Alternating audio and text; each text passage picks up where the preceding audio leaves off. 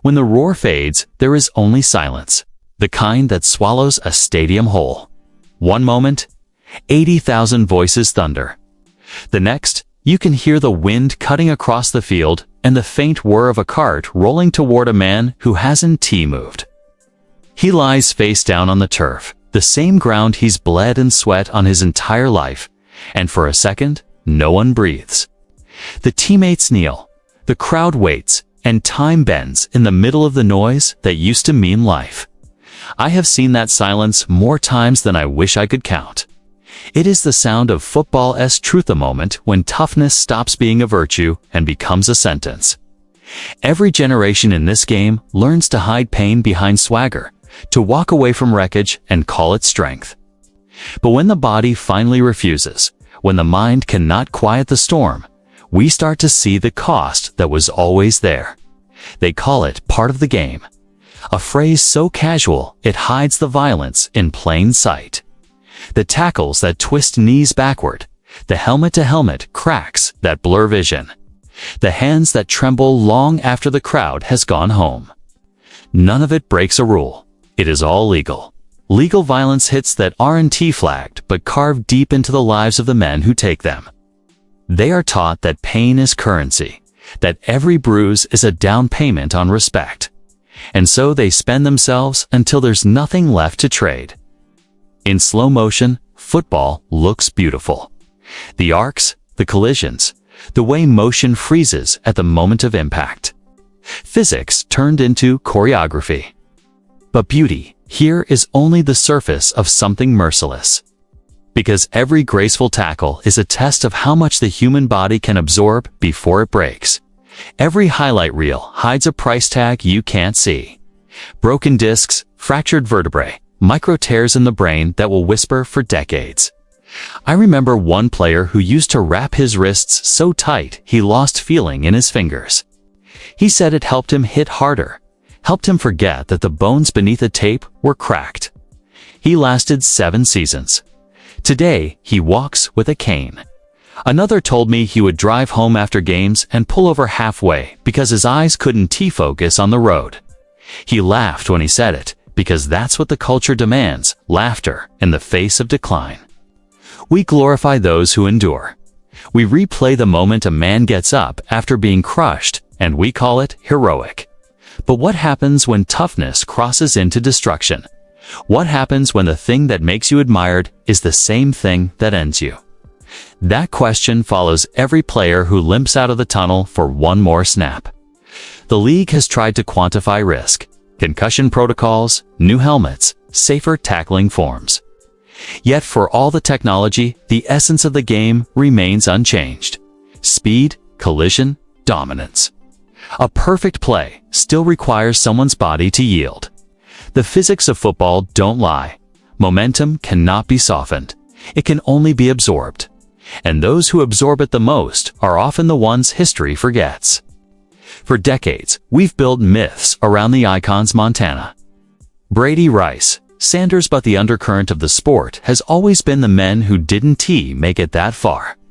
The linemen who sacrificed ligaments so a quarterback could rise. The special teamers who sprinted headfirst into chaos for a paycheck smaller than a car loan. The ones whose names never appear on jerseys, whose children grow up hearing stories instead of seeing footage. They are the ones who live with the echoes, the headaches, the trembling hands, the silence that settles in after the cheers. Sometimes I think about the beauty that drew us all in. The Friday nights under lights, the smell of wet grass, the feeling that nothing else mattered except the next play. That innocence, that belief in invincibility, is the heartbeat of American football. But it's also the seed of denial. Because to love the game is to ignore, at least for a while, the quiet truth that no one leaves it whole. Not the stars, not the forgotten, not even the ones who think they're lucky. There's a certain pride in the damage. Players swap stories about surgeries like soldiers comparing scars. The locker room becomes a museum of pain dressed up as courage. You learn to laugh through the limp, to hide the pills, to pretend that another hit will fix everything. Until one day, the helmet comes off for the last time, and the world stops caring. Some return home, slower. Some return haunted. Some never truly return at all.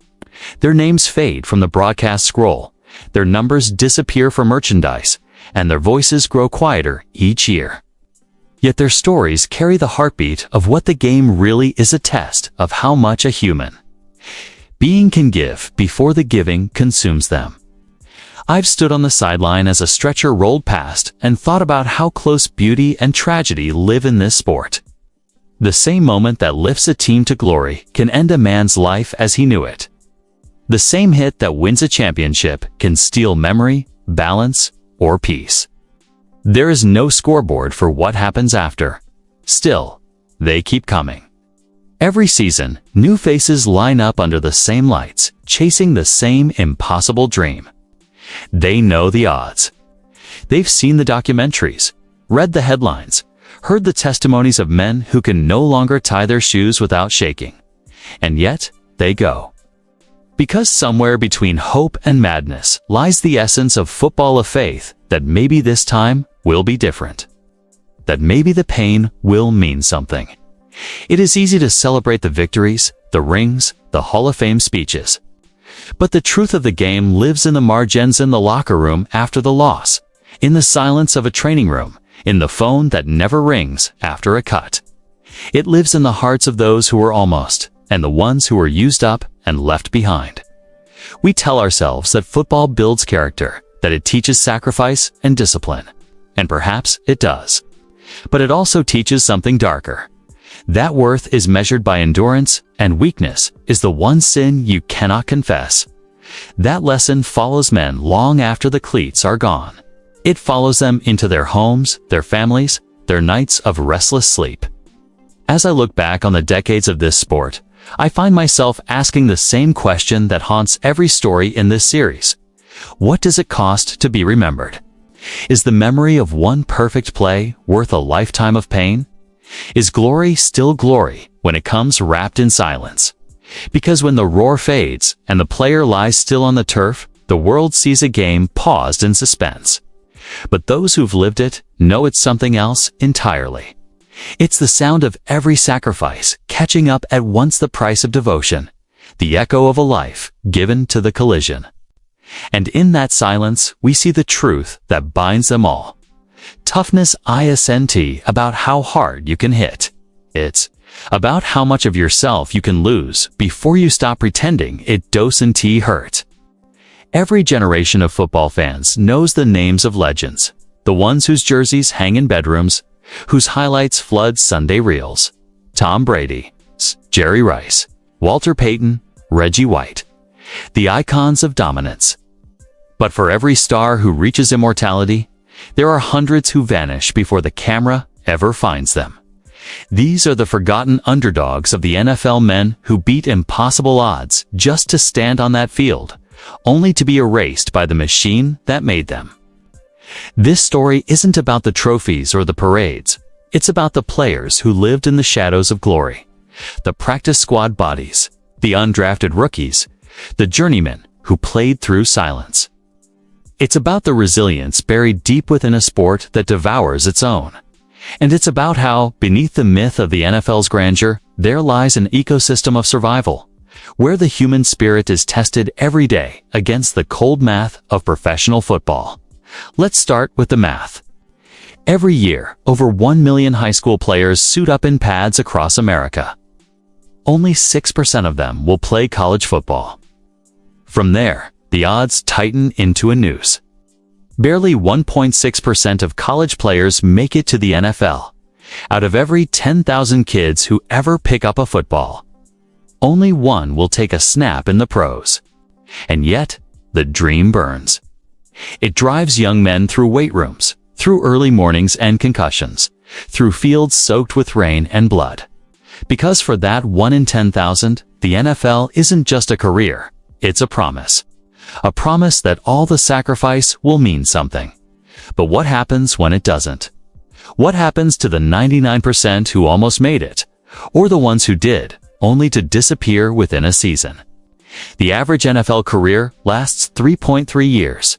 For running backs, it's closer to 2.5. Most players never earn a second contract.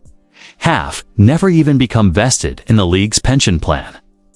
Meaning the so-called millionaires often walk away with little more than scars and a few brief headlines. The truth is, for the majority of men who touch the NFL, the game gives them glory for a moment and then takes everything back. Behind the roar of stadiums, the NFL has always been a reflection of America itself, built on ambition, inequality, and relentless competition. It rewards the extraordinary few and forgets the rest. For every Peyton Manning, there's a Kurt Warner who bagged groceries before his miracle season. For every Mahomes, there's a player like Joe Delaney who gave his life trying to save drowning children, remembered briefly before fading from the league's mythology. And for every underdog story that gets told, Rudy, the Blindside, or the walk-on who made it, there are hundreds left untold. Men who trained beside legends, who bled in the same trenches, but whose names were lost in transaction lists and injury reports. The NFL was never built to remember everyone. It was built to endure. From the outside, it looks like a dream machine, a billion-dollar empire of spectacle. But on the inside, it's closer to a conveyor belt. Every year, the draft injects 256 new players into the system. Every year, training camps release thousands. Players sign futures contracts, a phrase soaked in irony, because for most, that future never comes. They move from team to team, league to league, sometimes across continents, chasing the echo of a dream that keeps receding. And still they try. Because football, more than any other sport, lives in the space between identity and survival. It's a game that teaches you to define yourself by your willingness to endure. And nowhere is that more visible than in the forgotten corners of the NFL. Practice squads, training camps, replacement rosters, and locker rooms filled with men who know that one bad play could end everything. Let's talk about money, the illusion that all who make it are rich. In 2024, the league minimum salary for a rookie was $795,000. Sounds like a fortune. But after taxes, union dues, agent fees, and short contracts, most walk away with a fraction. A single injury can erase their career overnight. Compare that to the median American lifetime income, roughly $1.7 million. And you see the cruel irony? The dream of NFL wealth often collapses before it compounds. A 2019 study found that 78% of former NFL players face financial stress or bankruptcy within 2 years of retirement. Many never finish their degrees. Some deal with permanent physical or cognitive damage. Others simply lose their identity when the roar stops. Because when the lights go out, the applause doesn't echo forever. The underdog, once cheered, is soon replaced by another chasing his moment. Yet, if you look closer, you'll find something sacred in their stories. Something that speaks not to fame, but to faith. Faith in effort. Faith in second chances. Faith that struggle itself carries meaning, even when recognition doesn't. You'll meet players who never got a snap in the regular season, but practiced every day against the best in the world. You'll meet men who were cut 5 times, who lived out of cars between tryouts, who crossed borders just to keep playing. You'll meet players who clawed back from addiction, from injuries, from the brink of oblivion. Not for money, but for love of the game. That's the paradox of the NFL underdog. They are both forgotten and unforgettable. Their names may fade, but their stories are the reason the sport still feels human. Let's take a step back. The underdog archetype has always been America's favorite myth. Rocky Balboa, David versus Goliath, the miracle on ice. We love stories of defiance against impossible odds. But in the NFL, that archetype isn't fiction. It's daily life. Because every player, even the stars, begins as an underdog. Draft rounds, 40-yard times, roster cuts, the language of doubt defines their existence. But some carry that label forever. The ones who don't fit the mold, the too small receivers, the overlooked Division II kids, the late bloomers, the veterans who refuse to quit. Their careers might not fill highlight reels, but their courage fills the cracks in the sport's soul. Consider Vince Papale, a 30-year-old bartender who walked onto the Philadelphia Eagles in 1976, or James Harrison, undrafted and cut 4 times before becoming a Defensive Player of the Year, or Arian Foster, undrafted out of Tennessee, once told he'd never make a roster, who went on to lead the league in rushing. But for every Harrison or Foster who makes it, there are countless others who almost did, and those are the men this story belongs to. The ones who vanish from the stat sheets but remain etched in the memory of every teammate who saw them fight. This documentary dives into their world, not the televised Sundays, but the Tuesdays when men are told to clean out their lockers. Not the Super Bowls, but the practice fields in 100-degree heat, where careers are made and unmade in a heartbeat. You'll see how the NFL system, the combine, the draft, the salary cap, the short-term contracts creates a brutal cycle of disposability. You'll see how players navigate that system, sometimes with grace, sometimes with desperation. And you'll see how those who survive it redefine what success really means. Because in truth, the underdog story isn't about winning. It's about continuing. It's about the men who kept showing up when the dream was already slipping away. We'll explore the human cost of that persistence, the injuries, the lost families, the years spent chasing one more chance. We'll hear from coaches who've had to cut men they believed in, from veterans who stayed too long, from rookies who never got to see the field. But more than that, we'll ask a deeper question, one that threads through every narrative that follows. What if greatness isn't only about fame or victory? What if it's about resilience, the refusal to quit even when no one's watching? Because beneath the noise, football is a mirror of life itself. Few make it to the top. Most struggle, fall, and are forgotten. But the struggle, the fight, that's where the real humanity lives. So in the chapters ahead, we will walk through the lives of men who defined that spirit. The backup who played through 7 broken fingers just to stay on a roster. The undrafted linebacker who supported his family on practice squad pay while sleeping in a basement apartment. The aging cornerback who reinvented himself as a mentor, sacrificing his last shot at glory to teach the next generation.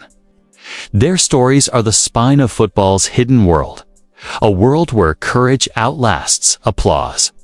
And as we move forward, remember this: the underdogs of the NFL are not failures. They are the soul of the sport. Proof that grit, even when unrewarded, has its own kind of immortality. This is not a story about who made it. It's a story about those who kept trying, and in that trying, revealed what football truly is. Every underdog story begins in a place no one expects. Sometimes it's a cracked driveway in Cedar Rapids, where a teenager throws a football into the frozen dusk. Sometimes it's a one-bedroom apartment in Detroit, where a single mother tells her son that dreams cost nothing, so dream big. And sometimes it's a college gym where a basketball player, too slow for the NBA, discovers that maybe, just maybe, his hands were built for something else. The NFL loves its heroes, but it was built on stories like these. Stories that begin far from the lights, where football is more than a game. It's an escape route, a weapon against poverty, obscurity, and the quiet cruelty of circumstance. Take Kurt Warner, for instance, the grocery store clerk who refused to let go. Before he was a Super Bowl MVP, before he was the face of one of the greatest offenses in NFL history, Warner was bagging groceries for $5.50 an hour at a Hy-Vee in Iowa. It wasn't romantic, it was survival. He'd clock in, stack shelves, and dream. He'd throw in empty fields after work, waiting for a phone call that never came. He wasn't overlooked because he lacked talent, was overlooked because the system wasn't built to see men like him. At 27, long after most quarterbacks have either made it or moved on, he got a call from the St. Louis Rams. They needed a backup. He showed up. He didn't complain. And when his moment came, when the starter went down in preseason, Warner stepped into the spotlight as if he had been waiting his whole life. In his first full season, he threw for over 4,000 yards, led the Rams to a Super Bowl, and rewrote the mythology of second chances. But what makes Warner's story haunting isn't the miracle. It's the years no one saw. The cold nights in the Iowa Barnstormers locker room. The silence of the phone that never rang. The longest road isn't physical, it's the one between belief and proof. Then there's Antonio Gates, who never played it down of college football. A basketball player at Kent State, Gates dreamed of the NBA. When that door closed, he walked into another world, a sport he hadn't played since high school. Scouts told him it was impossible. No tight end had ever come from his background. He didn't fit the mold. But he had something that couldn't be measured: instinct. In 2003, the San Diego Chargers took a chance on him as an undrafted free agent. The odds were microscopic. He was supposed to be a training camp body, a name soon to be crossed off a list. Instead, he became one of the most prolific tight ends in NFL history, redefining his position with grace and precision that came straight from the hardwood. Gates didn't just prove them wrong. He redefined what possible looked like. And yet, the road to greatness is rarely clean. For every Warner and Gates, there is a Terrell Davis, a man whose career seemed to bloom just as quickly as it was cut down. Davis grew up in San Diego, one of 6 boys in a house where struggle was a daily language. His father was often absent. His neighborhood was unforgiving, but football gave him purpose.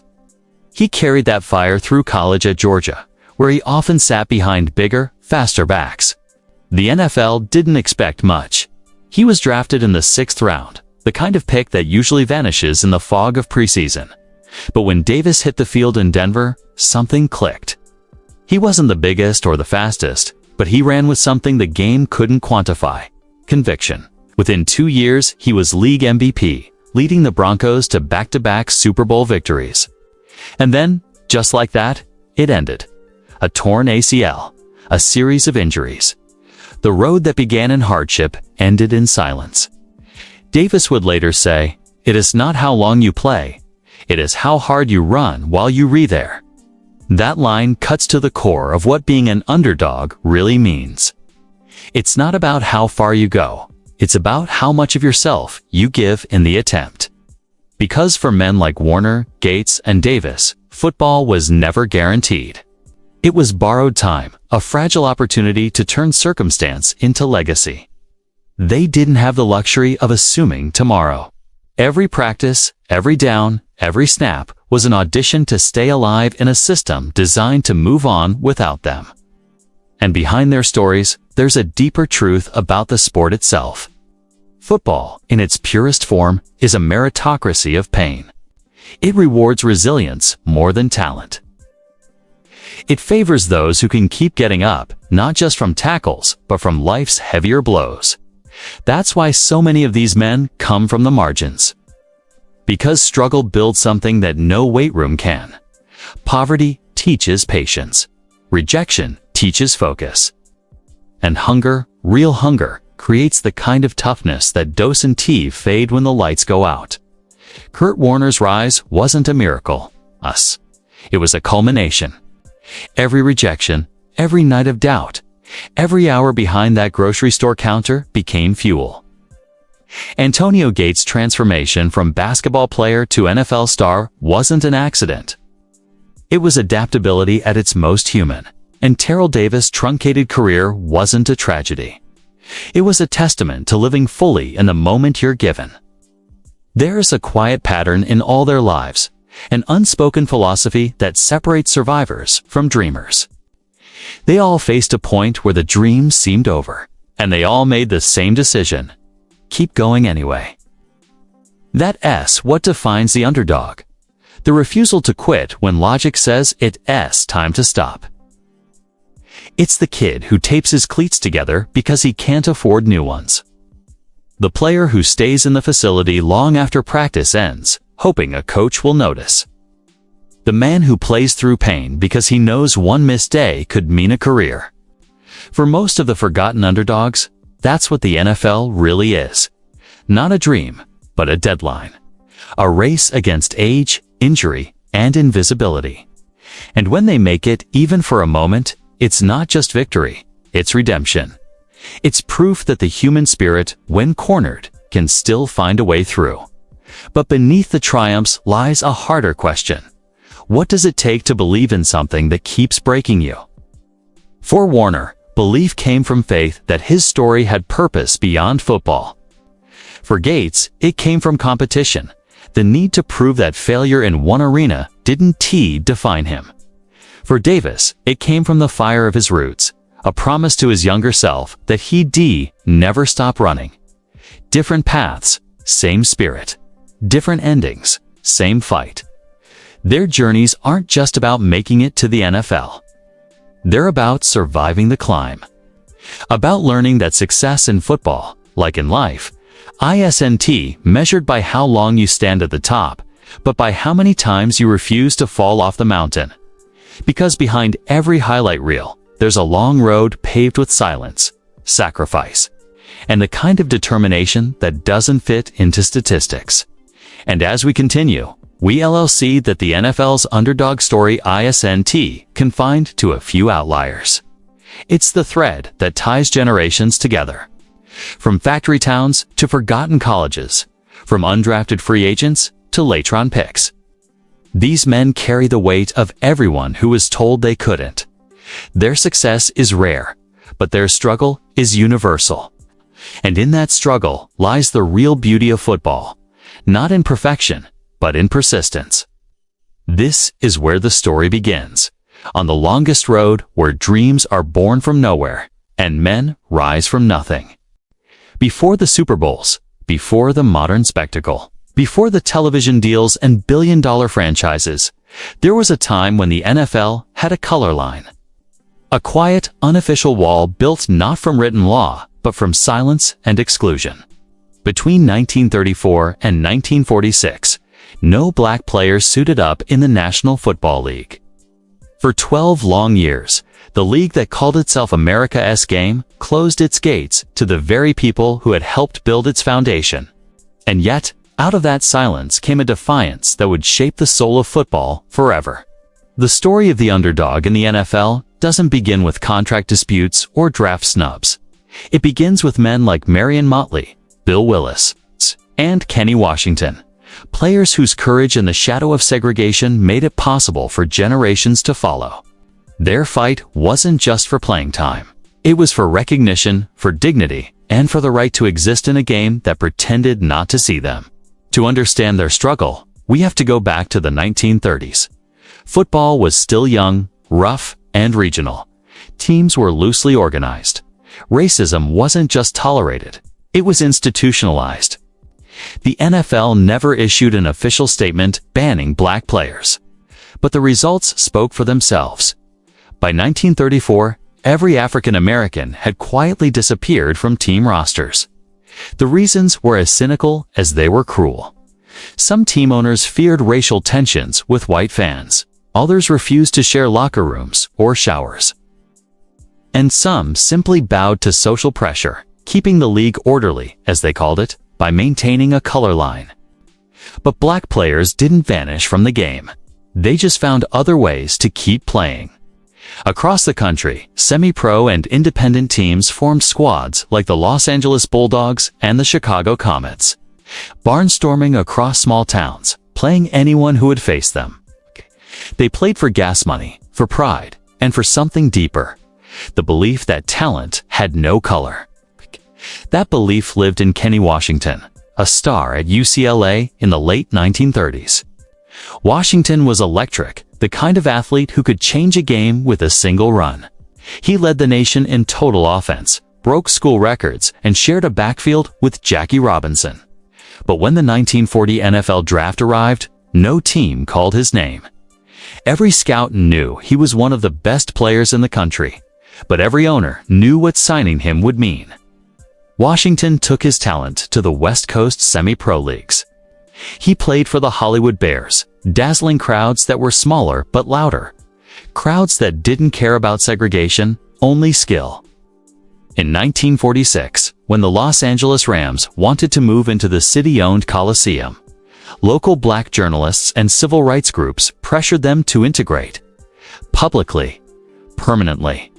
The team had a choice: remain segregated or lose the stadium. They signed Kenny Washington.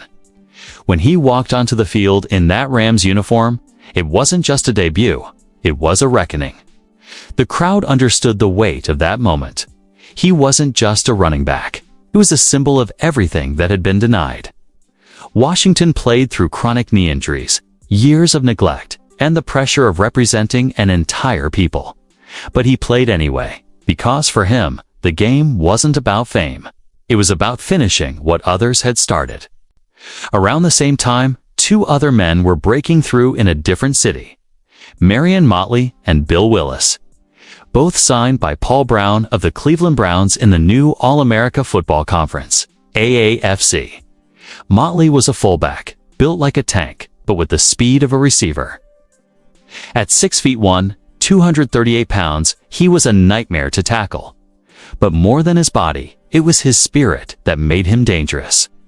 Motley had grown up in Canton, Ohio, where racism was quieter, but no less cruel. He'd seen how opportunity was rationed, how no matter how well a black man performed, it was never enough. When Paul Brown, his former coach at Great Lakes Naval Station, invited him to try out for the Browns, Motley hesitated. He was nearly 27, considered old for a rookie, and skeptical that any team would truly let him play. But Brown wasn't like other coaches. He didn't care about the color line. He cared about winning.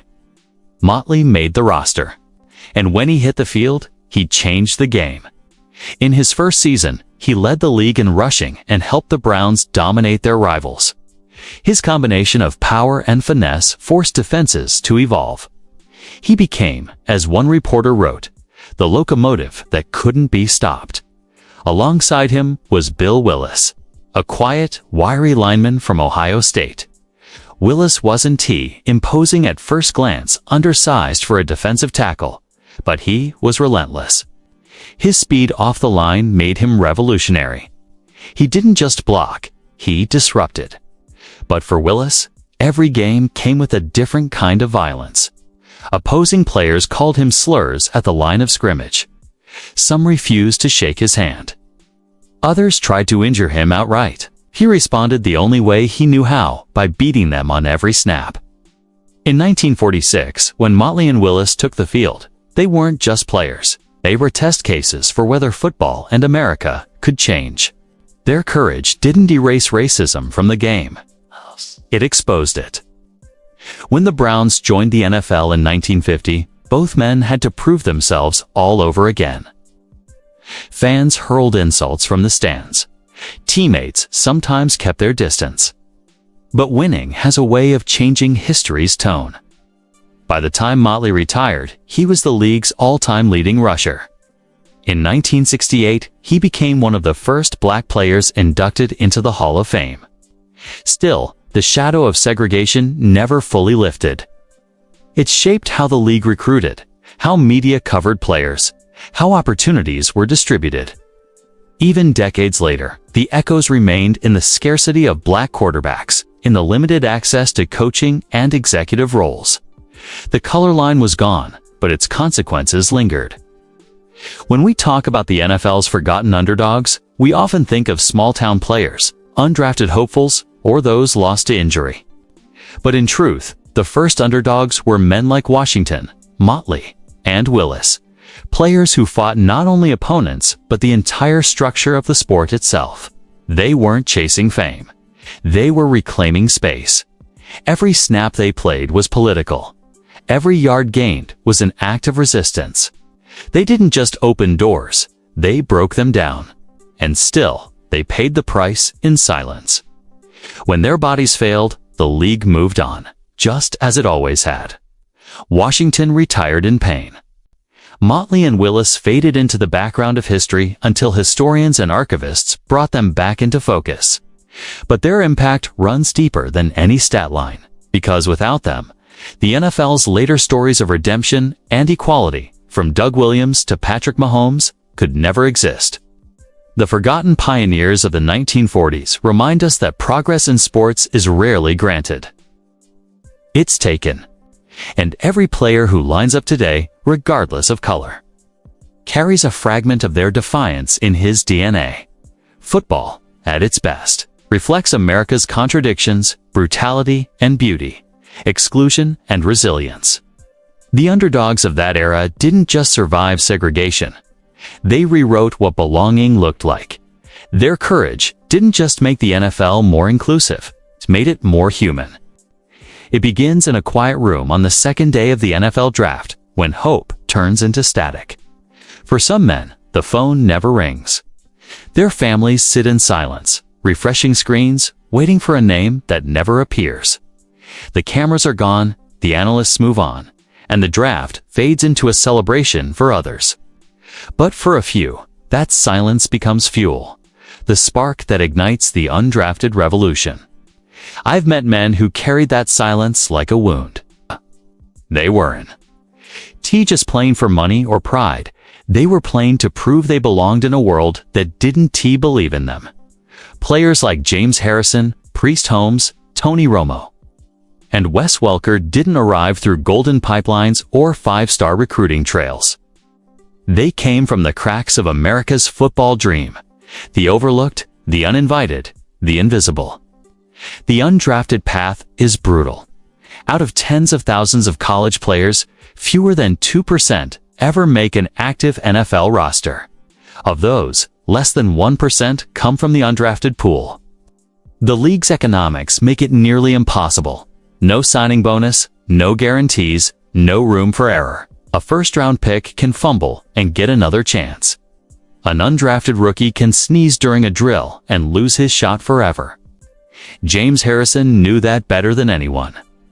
Out of Kent State, a linebacker without the measurables, he was labeled too short, too angry, too unstable. Cut by the Steelers, cut again by the Ravens, then cut once more by the Steelers. He went home and lifted weights in the dark, alone, convinced that his story wasn't finished. Years later, when he returned to Pittsburgh and started terrorizing quarterbacks, it wasn't talent that changed. It was his refusal to be forgotten. Harrison became the embodiment of controlled fury. Every sack was a rejection letter rewritten in fire. He once said, "I only know one speed full," and that speed broke men. He played with a violence that bordered on myth, not out of hatred, but hunger. When he returned a 100-yard interception in the Super Bowl, collapsing into the end zone, the world saw glory. But what he carried was something else. Every door slammed in his face. Every scout who said he was expendable. Harrison wasn't just playing for Pittsburgh. He was playing for every man who was told he wasn't good enough. Then there was Priest Holmes, a running back from Texas who watched the NFL draft come and go in silence. Kansas City wasn't his first stop. It was his rebirth. Undrafted, undersized, and underestimated. He clawed through practice squads before erupting into one of the most dominant backs of the early 2000s. In 2002, Holmes scored 27 touchdowns, more than any drafted back that year. He ran with a combination of grace and vengeance, each yard a defiance of the system that ignored him. Holmes' story speaks to a deeper truth, that talent alone doesn't open doors. The NFL isn't just about skill, it's about timing, politics, and perception. Holmes didn't change physically between being ignored and being unstoppable. What changed was opportunity. And once it came, he ran through it like it was the last door he'd ever see. Tony Romo's story began in the shadows of Wisconsin. No draft call, no hype, just a small school quarterback who kept showing up. He didn't look the part, didn't fit the prototype, but he outworked every man in front of him. When he finally got his chance with the Cowboys, he didn't waste it.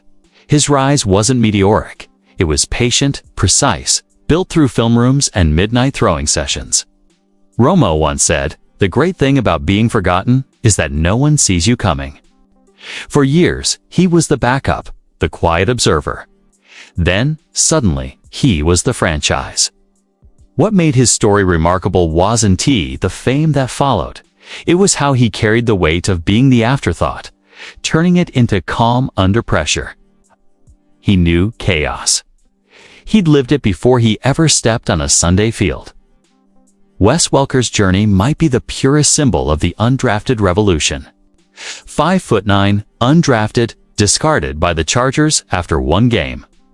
One game. That was all the league thought he was worth. But Bill Belichick saw something. A man who didn't need speed when he had precision. A man who didn't need height when he had heart. In New England, Welker became the heartbeat of one of the greatest offenses ever assembled. He turned the slot receiver, once a footnote in offensive playbooks, into a weapon of surgical destruction. Welker didn't break tackles. He slipped through them. He didn't dominate defenses. He outthought them. He represented a shift, a rebellion against the league's obsession with size and spectacle. These men, Harrison, Holmes, Romo, Welker, were not accidents. They were inevitabilities in a league that constantly overlooks the human element. They came from desperation, from towns no one could find on a map, from junior colleges and scout teams and near-broke apartments. They remind us that the NFL's myth of meritocracy has cracks. Talent isn't always seen. Sometimes it has to scream to be heard. The undrafted revolution wasn't just about underdogs making it. It was about changing the league's DNA. Scouts began to question their systems. Coaches started looking beyond 40-yard dash times. Analysts began to realize that hunger, raw personal hunger, could outperform pedigree. But the revolution came with a cost. Undrafted players don't have the luxury of long careers. Their bodies absorb punishment at a higher rate because they're always fighting for the next contract, the next week, the next rep. Every play becomes survival. Harrison once described the mindset simply: you can T-rest when your rent depends on your next hit. That's the brutal arithmetic of the forgotten. There's no space for fear, no margin for injury. You either endure or vanish. And yet, through that struggle, something extraordinary happens. When the lights fade, when the stars retire to mansions and talk shows, the undrafted remain part of the soul of the game. They remind us that football isn't just spectacle, it's labor, sacrifice, and stubborn faith. Their stories are the spine of the league's mythology. They are the proof that greatness doesn't always wear a draft day suit or walk across a red carpet. Sometimes, greatness comes in the form of a man training in silence. A mother's voice reminding him why he started. A paycheck that barely covers rent but carries the weight of a dream. When we talk about the underdogs, we're not talking about weakness. We're talking about resilience. Weaponized, the undrafted didn't just find ways to play. They redefined what it meant to deserve the game. And in doing so, they became legends not because the league chose them, but because they refused to disappear. Every player believes they're unbreakable until the moment they're not. The body in football is both a weapon and a promise. It's what gets them noticed, paid, cheered. But in one heartbeat, one twisted step, that same body can turn against them, collapsing dreams faster than any opponent could. In a league that glorifies toughness, injury isn't just pain, it's exile. And yet, from the wreckage, a few men clawed their way back into the light. I remember watching Alex Smith go down in 2018. It was supposed to be a routine play, a simple dropback, a read, a hit. But when the defender rolled over him, the sound was wrong. Could almost feel the air being sucked out of the stadium. His leg shattered in 17 places, blood vessels torn, nerves severed. The injury mirrored Joe Theismann's infamous break, almost to the yard. History had repeated itself, a cruel echo of football's fragility. In the days that followed, the headlines called it catastrophic. Doctors called it life-threatening. They weren't exaggerating. Smith's leg became infected. The word amputation hung over the hospital room like a shadow. At one point, his wife later said he looked like a man fading between worlds. But Alex Smith didn't fade. He fought. Through 17 surgeries, through the stench of antiseptic and metal rods, through nights where morphine wasn't enough to quiet the screaming nerves. Most people would have quit, called it fate, let the story end there. But Smith wasn't fighting for football anymore. He was fighting to walk again, to be a father again, to be human again. 2 years later, when he walked back onto that field in Washington, helmet strapped, the world held its breath. Every step was defiance. Every snap was an act of rebellion against the odds. He wasn't the same quarterback, slower, cautious, scarred, but he was something greater. Proof that survival itself can be victory. There's a certain irony in that. In the NFL, players are taught that toughness means ignoring pain. But Smith showed something deeper, that real toughness is facing it, enduring it. Then there was Teddy Bridgewater, another man whose dream almost died on a practice field. It was 2016, and the Vikings were building around him a young, steady quarterback with composure beyond his years. Then came one drill, one awkward plant, and suddenly teammates were screaming for trainers. His knee dislocated, torn, shredded. Doctors said it was one of the worst injuries they'd ever seen. Bridgewater could have been a cautionary tale. Another name added to the quiet list of what could have beens, but Teddy refused to let the game define his limits. For a long time, he couldn't even look at his leg. He described it as not part of me anymore. But slowly, through months of therapy and pain, he reconnected with it, the same way he reconnected with his purpose. When he finally returned to play for New Orleans, his first snap brought tears to the eyes of men who rarely cry. Not because he threw a touchdown, but because he stood there, alive, whole. For Bridgewater, every dropback became a quiet prayer of gratitude, a reminder that some victories aren't measured in yards or wins, but in the sheer miracle of getting back up. And long before either of them, there was Rocky Bleier, a name that sounds like it belongs in a fable. A running back for the Pittsburgh Steelers, drafted in 1968, whose career was interrupted by something far more brutal than football: Vietnam. A grenade tore through his leg and foot, leaving doctors certain he'd never walk right again, let alone play. They were wrong. Bleier came home not to glory, but 2 months of pain, grafts, and endless nights of self-doubt. He limped back to the Steelers, barely making the roster, often working out alone while the others practiced. They said I'd never come back, he once said. So I stopped listening. By 1974, he was not only back, he was a Super Bowl champion. Side by side with Franco Harris, he became part of one of the most iconic backfields in NFL history. Every yard he gained was a triumph over war, trauma, and time. What connects Smith, Bridgewater, and Bleier isn't just recovery. It's the defiance of finality. Each faced an ending that seemed absolute, yet refused to accept it. In football, where every season is a war of attrition, these men redefined what it means to win. We often talk about comebacks, like their cinematic swelling music, bright lights, cheers. But the truth is uglier. Comebacks happen in isolation, in the smell of sweat and disinfectant, in the slow grind of inches regained. They happen in the quiet hours, when no cameras are rolling, when every step hurts. What the public sees, the triumphant return, the crowd roaring, is only the tip of an iceberg of agony.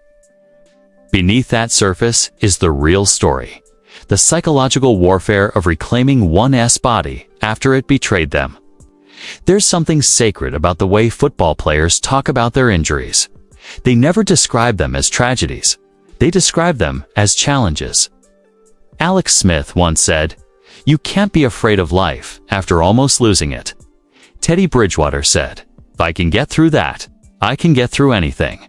Rocky Bleier wrote, "Can't hold on to excuses and progress at the same time." Each man speaks from a place beyond pain, from the edge where humanity meets obsession. They are reminders that the game's greatest strength is also its cruelest truth. Football breaks everyone, but only some learn how to rebuild. When you see Smith's leg brace, or Bridgewater's scar, or Bleier's limp, you're seeing the cost of belief. You're seeing men who refuse to let their stories end at the moment of destruction. But not every player comes back. For every Smith, there are hundreds who vanish, names once shouted by stadiums, now lost to medical reports and memories. The body is finite, even when the will isn't, and in that tension between what the mind demands and what the flesh allows lies the real tragedy of the sport. Football glorifies resilience, but it rarely acknowledges its price. Every comeback exacts something, a piece of nerve, a fraction of speed, a quiet fear that next time the body won't obey. Yet these men still run toward the danger. They still strap on helmets and face the ghosts that nearly ended them. Because for them, football isn't just a game. It's identity, redemption, proof of existence. Alex Smith said it best when he returned to the field. "I'm not supposed to be here. I am." That line, simple as it is, carries the entire spirit of the underdog.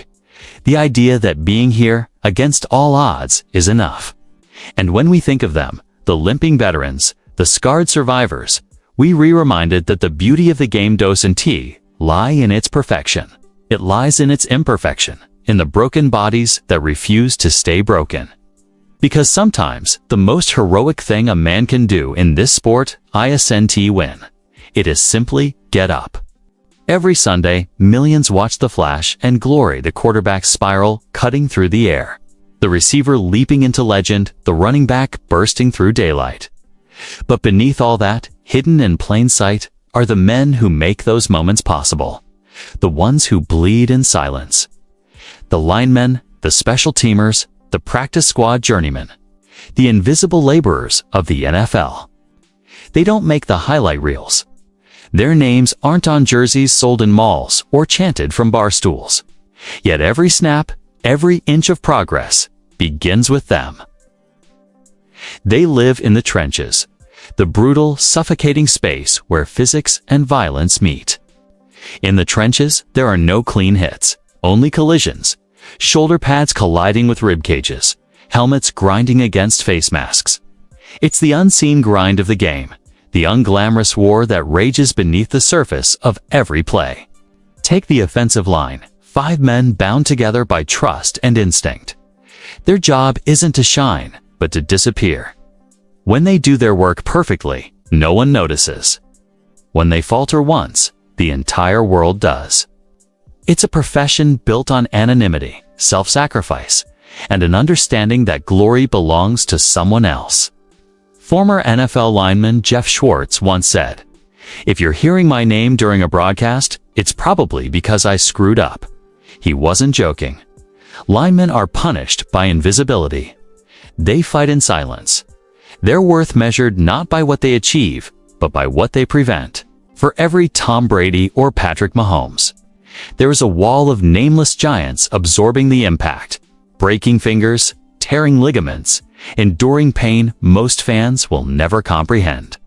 They are human shock absorbers, trading years off their lives so the stars can shine.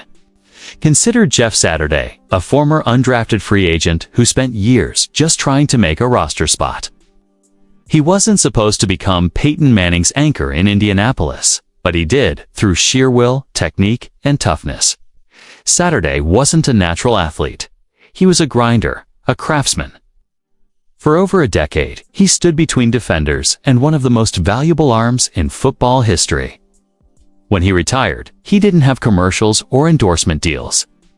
What he had were scars, physical proof of a life spent in protection of someone else's greatness.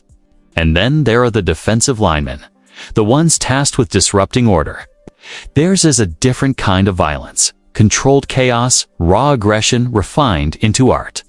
They fight for inches, knowing that a single moment of hesitation can mean humiliation. Hall of Famer Warren Sapp once said, "We live in the dark so others can live in the light." He wasn't exaggerating. In the dark, under the pile, there are eye gouges, elbow jabs, whispered insults, and a primal understanding. No one will ever see what happens here. Then there are the men on the special teams, perhaps the NFL's truest underdogs. Their entire existence revolves around seconds. A missed block, a mistimed step, and they're gone. Most of them know they'll never see offensive or defensive snaps. They live on the margins, desperate, overlooked, but essential. Take Matthew Slater of the New England Patriots, a 10-time Pro Bowler whose role, by definition, rarely touches the football. Yet inside the league, he's considered a legend.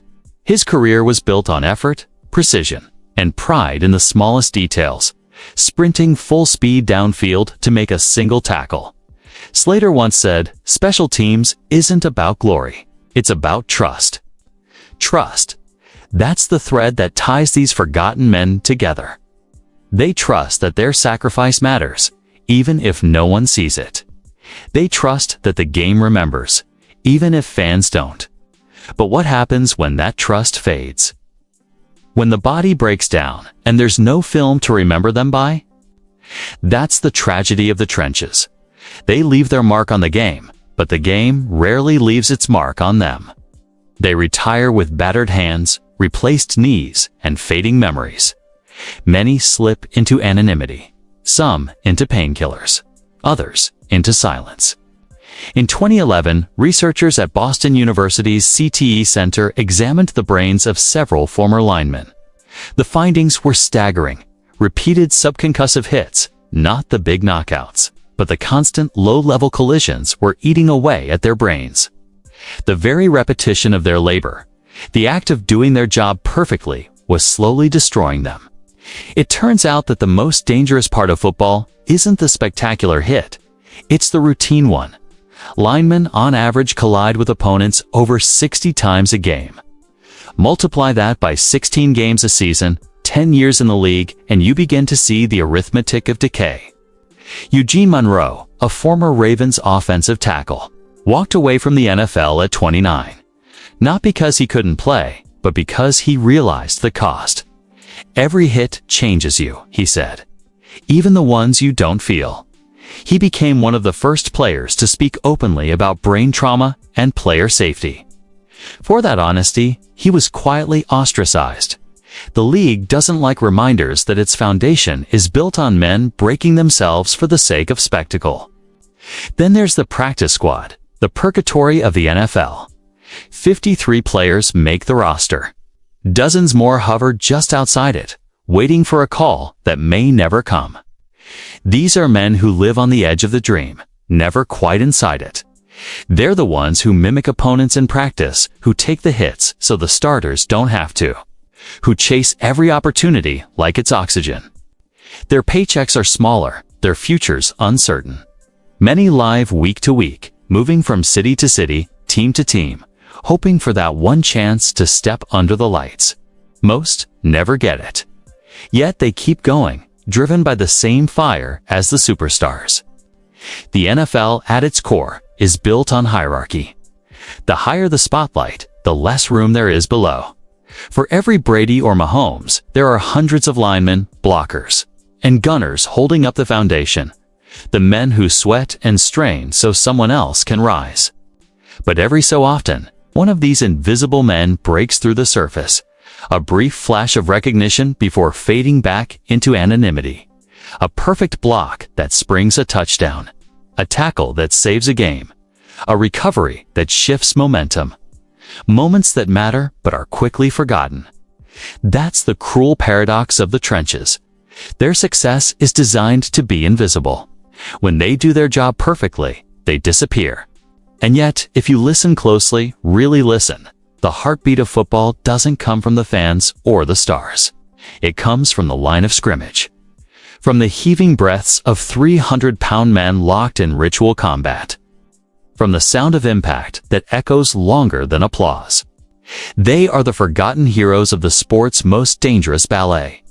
Their bodies absorb the punishment that defines the NFL's beauty and brutality. They will never get the ball, never bask in the crowd's chant. But they'll walk off the field, knowing even if no one else does, that nothing in football moves without them. Because in the end, glory fades, records fall, and names vanish. But the trenches remain, the silent engine of the game's soul. Before the luxury boxes, before the billion-dollar contracts and halftime spectacles, there was a version of football born not from fame, but from grit. It was the 1930s through the 1950s, an era when the league barely survived. When players came to practice straight from the factory floor, their hands still smelling of oil and iron. Back then, the NFL wasn't a career. It was a side job, a brutal weekend test of willpower for men who spent the week breaking their backs in mills, shipyards, and steel plants. They called it the Factory League, though that name was never official. It was more an attitude, a way of life, football as labor, not luxury. Players were welders, coal miners, mechanics, soldiers. They didn't play for fame or fortune.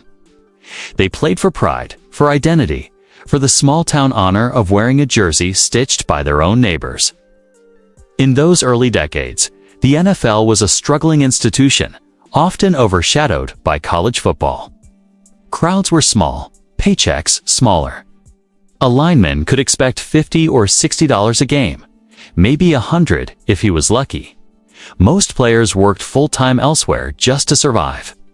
Games weren't played under spotlights, but under gray skies and smoke-filled air where men's bodies collided with the same intensity they faced in the mills. It's hard to imagine now, but some players used to step off the night shift at the steel plant, hitch a ride to the stadium, and lace up their cleats. They'd play for quarters on pure adrenaline, then return to work Monday morning with bruises deep enough to feel through their uniforms. There were no trainers, no recovery rooms, no luxury travel, only pain and perseverance. Take Bill Dudley, known as Bullet Bill, a halfback for the Steelers in the 1940s. Dudley didn't just run past defenders, he lived two lives at once. During World War II, he left the NFL to serve as a fighter pilot, flying missions over Europe. When he returned, he didn't tease back into the game. He became league MVP in 1946. His dual identity, warrior and athlete, defined the men of that era. Football was a test of strength, but life outside, it was far tougher.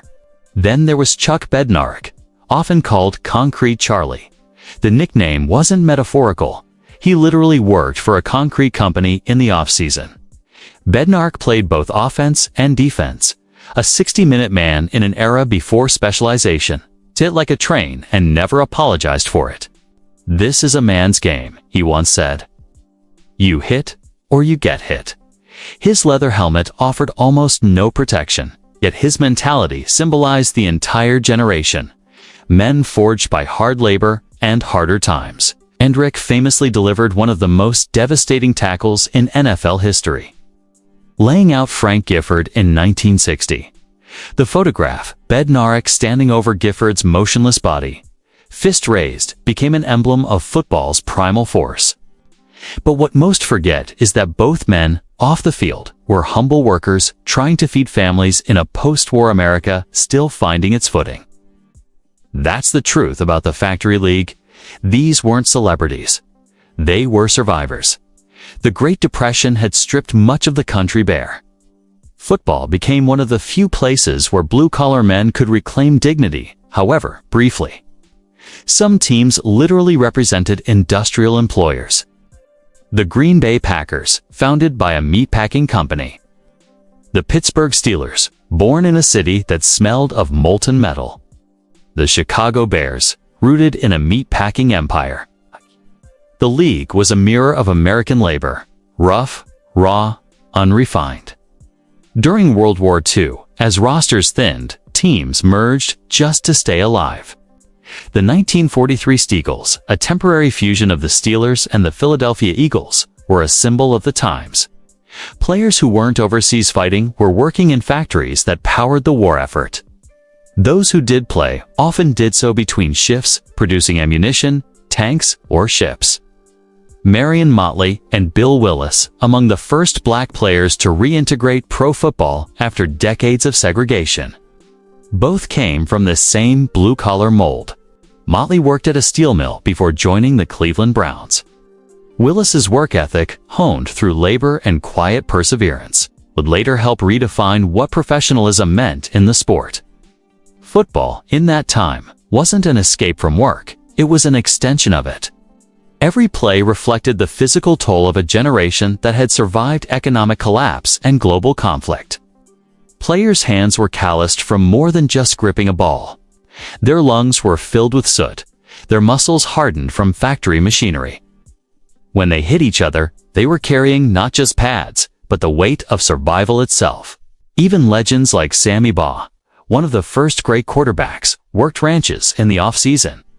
Bronco Nagurski, perhaps the most feared runner of the 1930s, retired, and became a professional wrestler and farmer because the NFL couldn't pay enough to sustain him.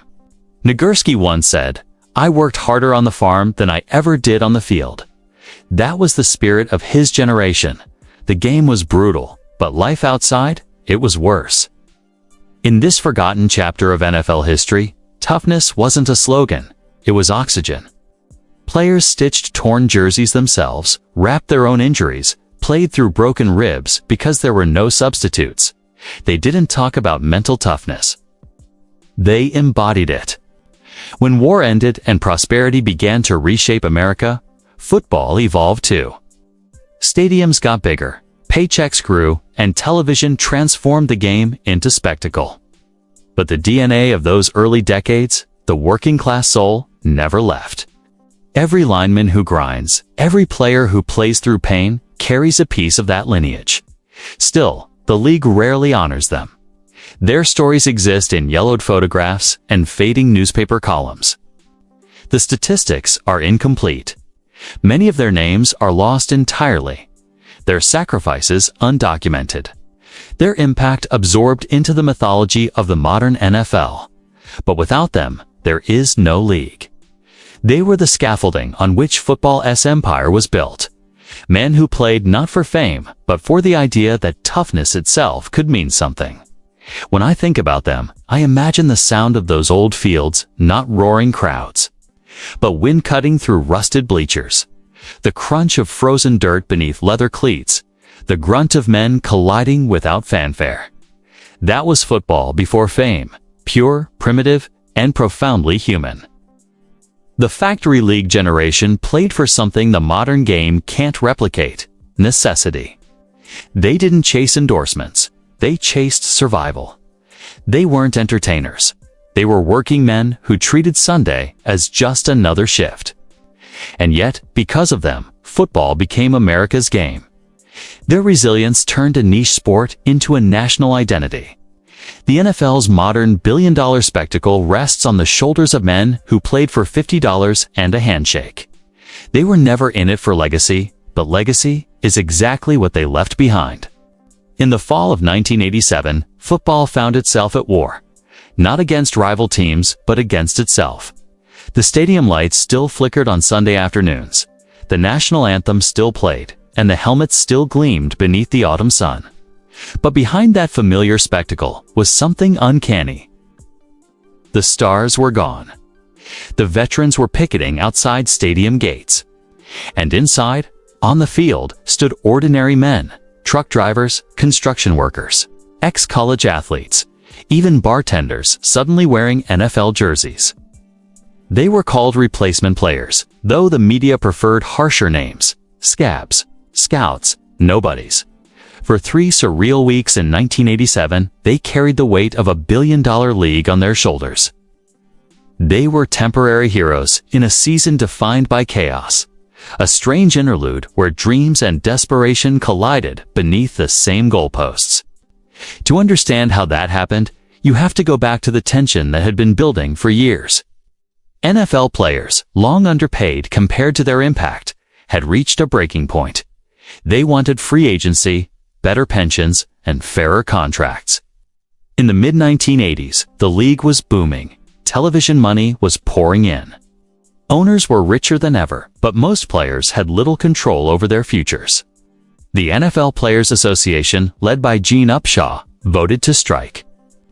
When the walkout began after week 2 of the season, the league faced a nightmare. Either cancel games and lose millions in revenue, or find replacements.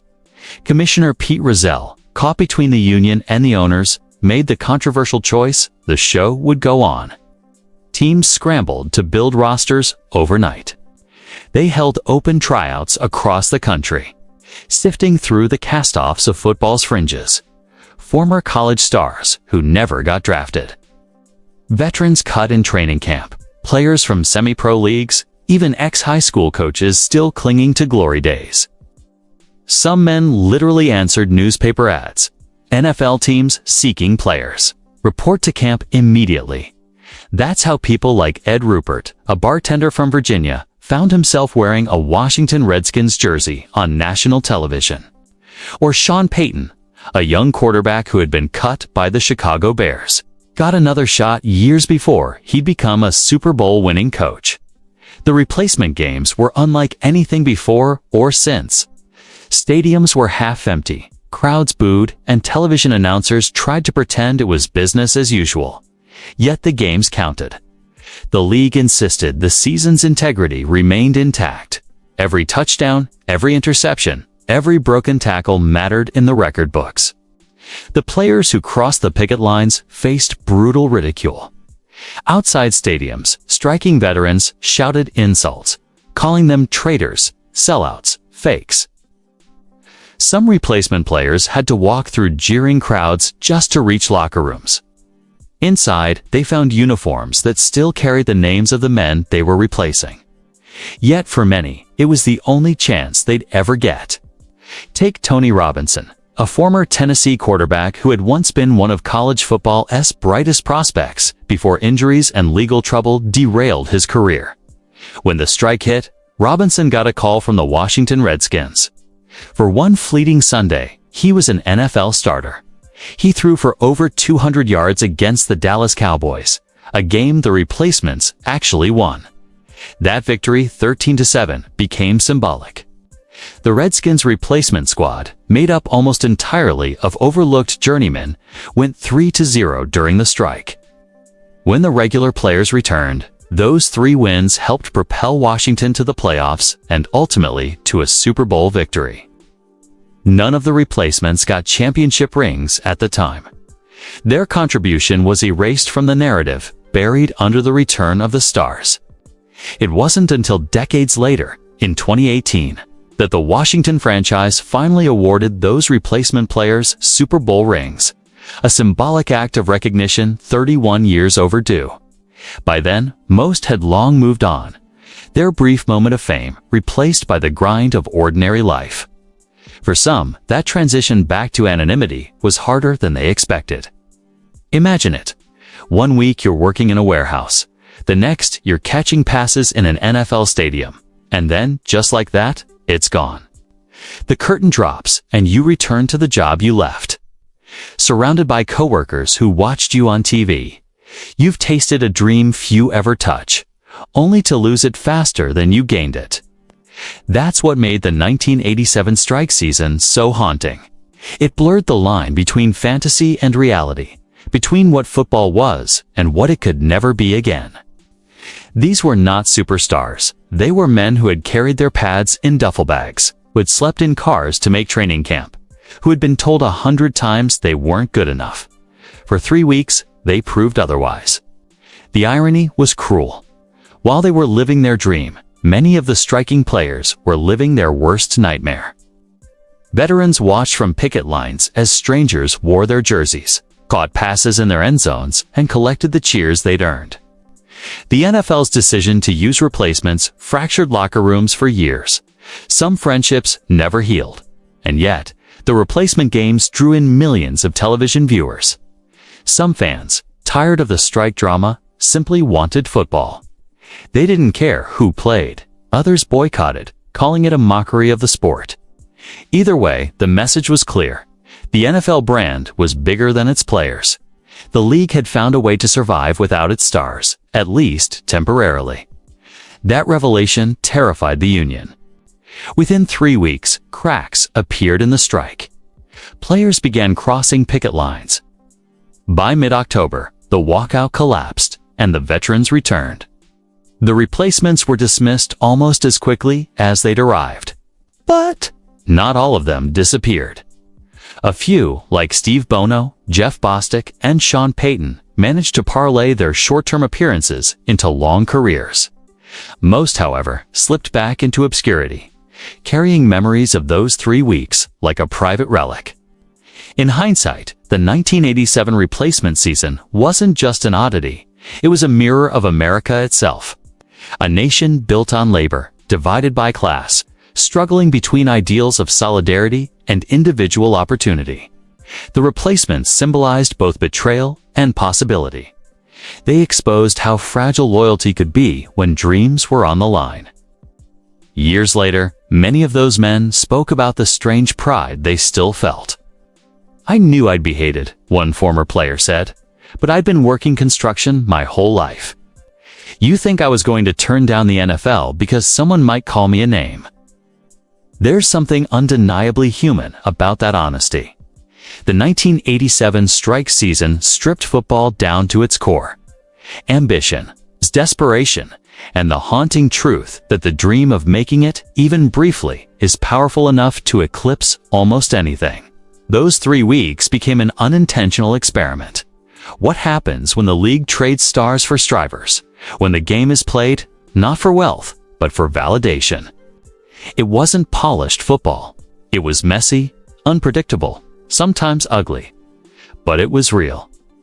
In an age when athletes are brands and games are global events, the 1987 replacements remind us of something essential, that beneath the helmets and contracts, football is still a working man's dream. A field of grass, a ball, and a chance to prove you belong. They were the faceless heroes of a forgotten season. Men who wore borrowed jerseys, carried borrowed dreams, and left behind something more lasting than they ever expected. The proof that the game can survive without its gods, as long as ordinary men are still willing to play. There's something almost mythic about the path less traveled. In football, that path runs through forgotten fields, the kind where bleachers are half empty, grass is patchy, and the roar of the crowd is replaced by the low hum of determination. It's where legends are built in silence. Not in the colossal stadiums of Alabama or Ohio State, but in places like Mississippi Valley State, Savannah State, or Savannah Tech, campuses that can barely afford new pads, yet still produce men who redefine greatness. For decades, the NFL's radar focused narrowly on the power conferences, the SEC, Big Ten, and Pac-12. Scouts camped out under Friday night lights, hunting for giants molded in the image of the modern game, fast, strong, and media-ready. But somewhere beneath that spotlight, another current was flowing, one powered by grit, hunger, and belief that talent could come from anywhere. That's where Jerry Rice comes in.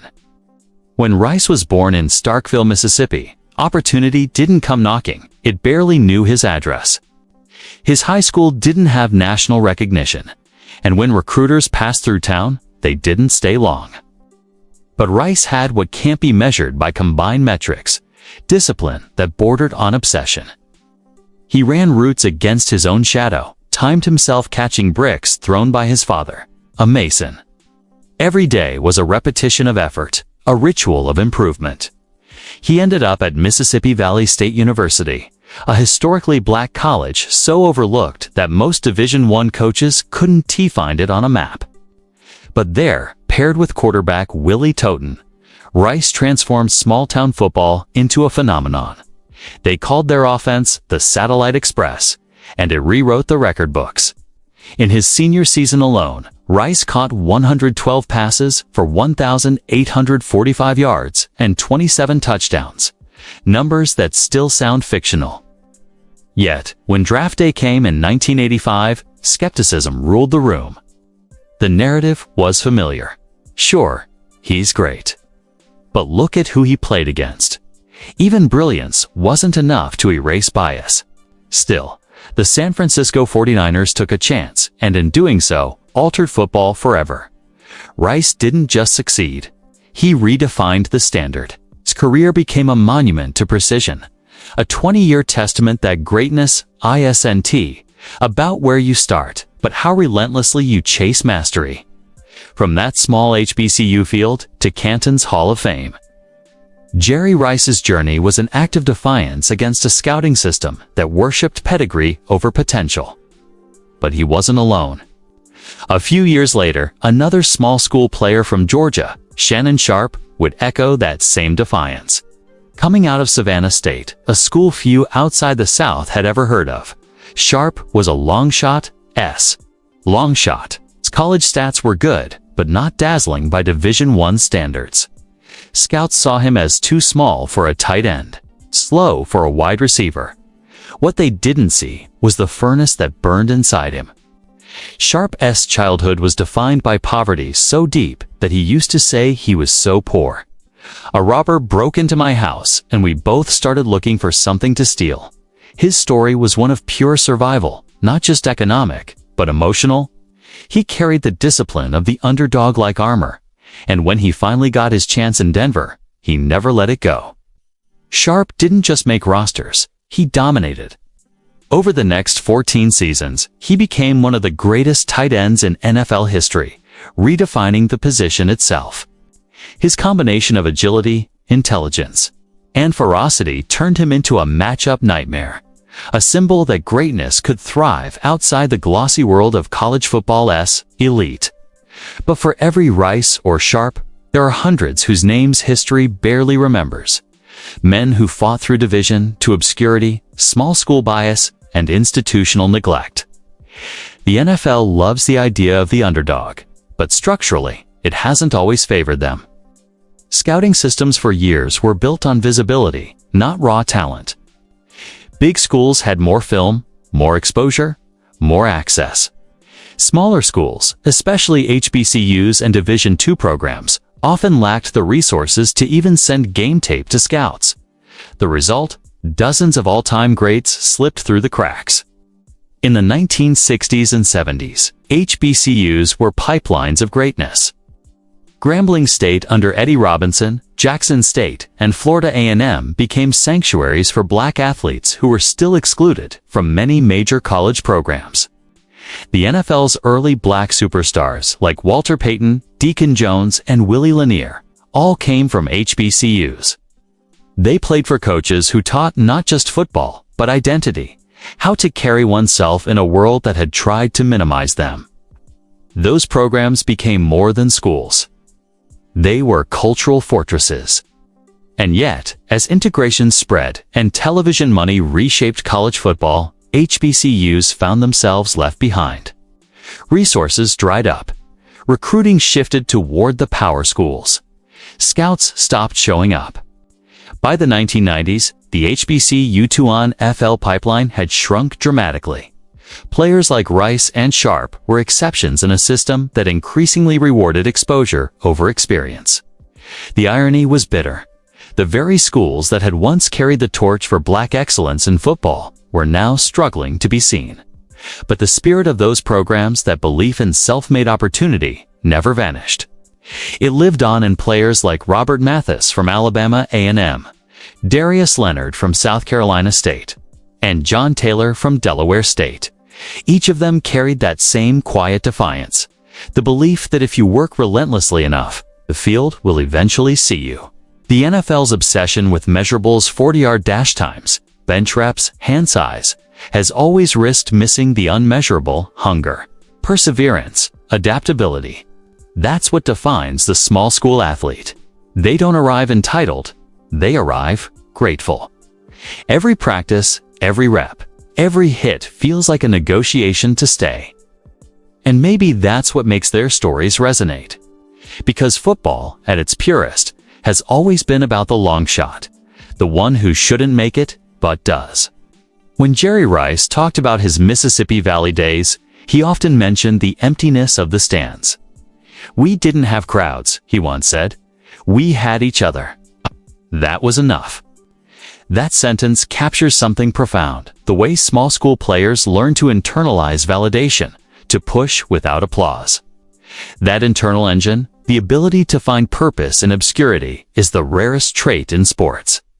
It's what allows a Division II receiver to become the greatest of all time, or a Savannah State kid to transform into a 3-time Super Bowl champion. But beyond the stats and rings, there's a deeper truth. These men carried the hopes of their schools, their families, their communities. For many HBCUs, one player making the NFL meant validation for an entire institution. It wasn't just personal triumph, it was collective proof that greatness could bloom anywhere, even in the shadows.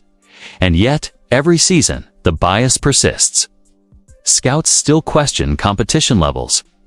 Commentators still refer to small school speed or division to strength, as if excellence can only be measured against certain opponents.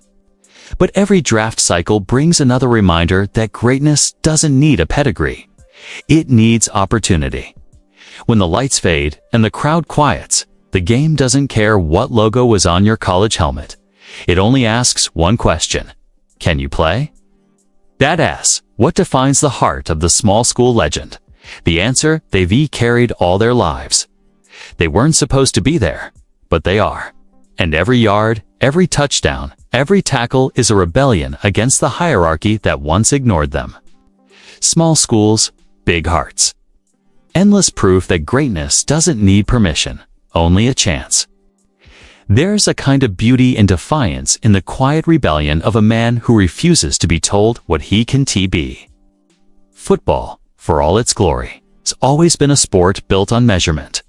Height, weight, speed, hands, wingspan, numbers have become gospel, the language by which potential is quantified and possibility reduced to data points. But there are some players who've spent their entire careers breaking those numbers in half. They didn't just play the game, they rewrote what it means to belong in it. When you look at Doug Flutie, you see the story of an outlier in every sense. At 5'9", he was a quarterback in a sport obsessed with prototypes. The NFL, for decades, believed in one kind of passer: tall, broad-shouldered, with the reach to see over linemen and the arm strength to hurl a ball 50 yards on command. Flutie didn't fit the mold. He didn't even come close. But then there was that night in 1984, the miracle in Miami. Boston College versus Miami. Seconds on the clock. A storm of noise. Flutie drops back, the ball a blur through the humid Florida air, cutting across a skyline of disbelief before landing in the arms of Gerard Phelan. Touchdown. Game over. Immortality achieved. That throw wasn't just a play, it was a declaration. That size didn't define vision. That heart could outthrow physics. But when he entered the NFL, the league didn't care about miracles. He was labeled a gimmick, a novelty act, too small, too fragile, too unpredictable. So he went north to Canada, where the game was faster, freer, and less rigid. There, Doug Flutie became a legend. 6 Most Outstanding Player awards, 3 Grey Cup championships, and an unshakable truth: he could play anywhere. When he finally returned to the NFL in the late 1990s, he was no longer chasing validation. He was proof of it. Flutie's career was a lesson in endurance, that persistence can outlast prejudice. And yet, his story wasn't unique. Football is full of players who were told they didn't fit, who built greatness out of rejection. Like Darren Sproles. Listed at 5'6", Sproles looked like a high schooler standing next to the linebackers assigned to tackle him. Scouts labeled him a return specialist, maybe too small to handle the physicality, too fragile to survive the league. What they didn't see was that Sproles moved differently. His size wasn't a weakness, it was leverage. His center of gravity was a weapon. His legs never stopped churning, his balance almost unnatural. At Kansas State, he turned into one of the most electric players in college football. But even after setting school records, he fell to the 4th round of the draft. The skepticism never disappeared. Then, in the pros, he did what small men have always done in this sport. He forced belief through production. With the Chargers, Saints, and Eagles, Sproles became the Swiss Army knife of offense, rushing, catching, returning, improvising. He was the spark plug every team wished it had. By the end of his career, he ranked among the top 5 all-time in all-purpose yards. That's not luck, that's legacy. Sproul's story exposed the flaw in the numbers, the arrogance of thinking measurement equals understanding. Because football isn't played in spreadsheets, it's played in moments of courage, in the split second where instinct overrides analysis. Then there's Julian Edelman, another name written in the margins, who ended up rewriting the book. Edelman's path to the NFL didn't begin with grandeur. He was a quarterback at Kent State, a small, overlooked program, undersized, underscouted, underdrafted, when the Patriots took him in the 7th round in 2009. Even they didn't know what he'd become. He was a project, a curiosity. But in the harsh precision of Bill Belichick's system, Edelman did something few can. He adapted. He learned new routes, new footwork, new identities. He transformed himself into a wide receiver, a returner, a slot machine of relentless energy. He became Tom Brady's most trusted weapon, not because of his numbers, but because of his intangibles: toughness, timing, trust. When the moment mattered most, Edelman showed up. Super Bowl 49, the game-winning touchdown against Seattle. Super Bowl 51, the impossible fingertip catch against Atlanta. Super Bowl 53, 10 receptions for 141 yards and the MVP trophy. What connects Flutie, Sproles, and Edelman isn't just that they beat the odds, it's that they exposed the limits of the system built to define them. They were anomalies who refused to disappear. In the modern NFL, analytics dominate front offices. Everything is measured: separation, speed, expected yards after contact, win probability. But what the data can capture is defiance, the chip on a man's shoulder when the world tells him he is not enough. Flutie's height, Sproles' frame, Edelman's draft slot. These were supposed to be disqualifiers. Instead, they became fuel. Their success didn't just rewrite scouting reports. It redefined the very idea of what success looks like. And maybe that's why their stories resonate. Because football, at its essence, is still a human game, one that thrives on heart, not just horsepower. When Sproles retired, he said something simple: "All my life, I've been told I couldn't do it. But every time I stepped on that field, I proved I could." That sentence could be etched onto the shield itself, the motto of every underdog who ever laced up. Edelman's toughness was so legendary that Brady once called him the most competitive person I've ever played with. That wasn't a compliment about talent, it was about will. About the unteachable force that drives men to outwork physics, outlast doubt, and outlove the game. And Flutie once said, "You can't measure heart." That's the quiet rebellion that lived in the NFL for a century. The belief that greatness doesn't have to look the part to play it. The numbers have always been football's religion. But for every stat, there's a story. For every metric, a man who breaks it. The NFL is full of these ghosts of disbelief. The players who weren't supposed to make it, yet somehow became unforgettable. And maybe that's the real poetry of the game, not the records or rings, but the refusal to fit the mold. Because when you strip away the spectacle and slow-motion replays, the game still comes down to one truth. The field doesn't care about your measurements. It only cares what you do when the whistle blows. They wait by the phone. Every August, every preseason, every final cutdown day, they wait. The sun sets behind empty bleachers and names scroll across a ticker. Some are followed by headlines, others by nothing at all. Those who never got the call exist in the gray space between dream and reality. Men who gave everything to a game that never gave them a chance to play it. To understand the NFL's forgotten underdogs, you must understand those who came closest to its gates and were turned away. For most Americans, football dreams begin in neighborhoods, not stadiums. High school fields with patchy turf. College dorm rooms with playbooks taped to the wall. For some, it's a calling. For others, it's an escape. And for many, it ends quietly, with a locker cleaned out, a coach's handshake, and a plane ticket home. Every year, more than 16,000 players compete in NCAA football. Only about 300 will be drafted. Another 300 to 400 will get undrafted free agent calls, temporary spots, tryouts, futures contracts. By the end of training camp, nearly 2,000 dreams are erased before the season begins. They are told they're not a fit, not fast enough, not this year, but that not this year is usually forever. The vanishing line between almost and never. The difference between the 53rd man on a roster and the 54th is razor thin. It's not about heart or talent or effort. It's about timing, health, and economics. Some players will tell you it feels like standing on a cliff, one wrong step, and you're gone. Dejon Harris spent years as an all-sec linebacker at Arkansas.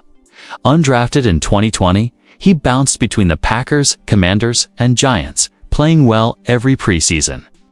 Yet, year after year, he was cut in the final week, only to return as a practice squad body. Harris has played in just a handful of regular season games, but he's lived in weight rooms, studied playbooks, and endured every hit of the grind. His story is not unique. It's the silent majority of pro football. Or consider Devin Cagist, the former Stanford tight end whose emotional arc on Hard Knocks became a viral sensation. The son of a working-class father battling illness, Cagist poured everything into his final shot with the Cleveland Browns. His athleticism impressed, his work ethic inspired, and his humanity resonated with millions. But when the season started, the Browns cut him. Cameras caught the moment he hugged his father goodbye and whispered, "We did our best." He never played another down. The mirage of the dream, the NFL sells hope better than any league in the world. If you're good enough, they'll find you, the motto goes.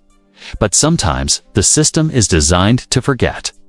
Tryout camps and minicamps are often unpaid. Players sleep in motels, drive across states, and beg agents for another chance. They put their bodies on display for 10-minute drills, hoping someone notices. Many return home injured, unpaid, and unseen. In 2022, a player named Jordan Veazey went viral for one reason. He caught passes from Colin Kaepernick at a workout. The exposure earned him an NFL tryout. It didn't earn him a job. Veazey's story is typical of the bubble: constant motion, constant rejection. For every Tom Brady, there are hundreds of stories like Joe Callahan, Taylor Heineke, or Case Cookus. Men who played brilliantly in college, crushed preseason moments, and yet spent their primes on standby. Heineke eventually found his way to the Washington Commanders and became a folk hero during the playoffs. But even he knows the pain of the wait. "You live out of a suitcase," he once said. You learn to never unpack hope. A world without headlines for those who never made it. The aftermath can be brutal. No pension, no insurance, no fame. Just a resume that says football and a lifetime of what-ifs.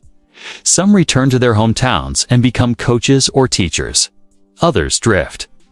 Depression among former athletes who never made it is quietly epidemic. The adrenaline fades, the structure disappears, and the identity evaporates. For years, psychologists studying former football players have noted how deeply tied self-worth becomes to opportunity, and how violently it collapses when that opportunity dies. There's Jason Peter, a national champion from Nebraska, a first-round pick who burned out within 5 seasons. After injuries and addiction nearly took his life, Peter became a cautionary tale, not of failure, but of what the system consumes. Then there's Ray Armstrong, undrafted in 2013. He made teams briefly, then was cut 12 times in 8 years. Each cut was a reset, new city, new playbook, new chance.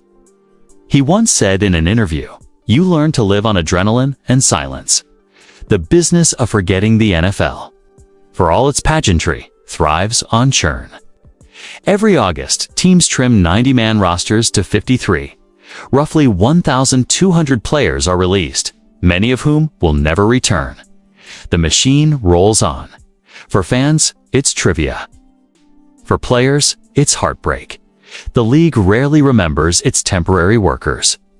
There are no documentaries for them, no trading cards, no highlight reels.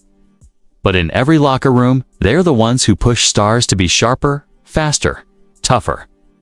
They are the invisible engine that drives the product. Coaches know their names. Trainers patch their wounds. Teammates respect their hunger. But the moment they're gone, their lockers are filled. Their names erased from the depth chart. Their tape overwritten.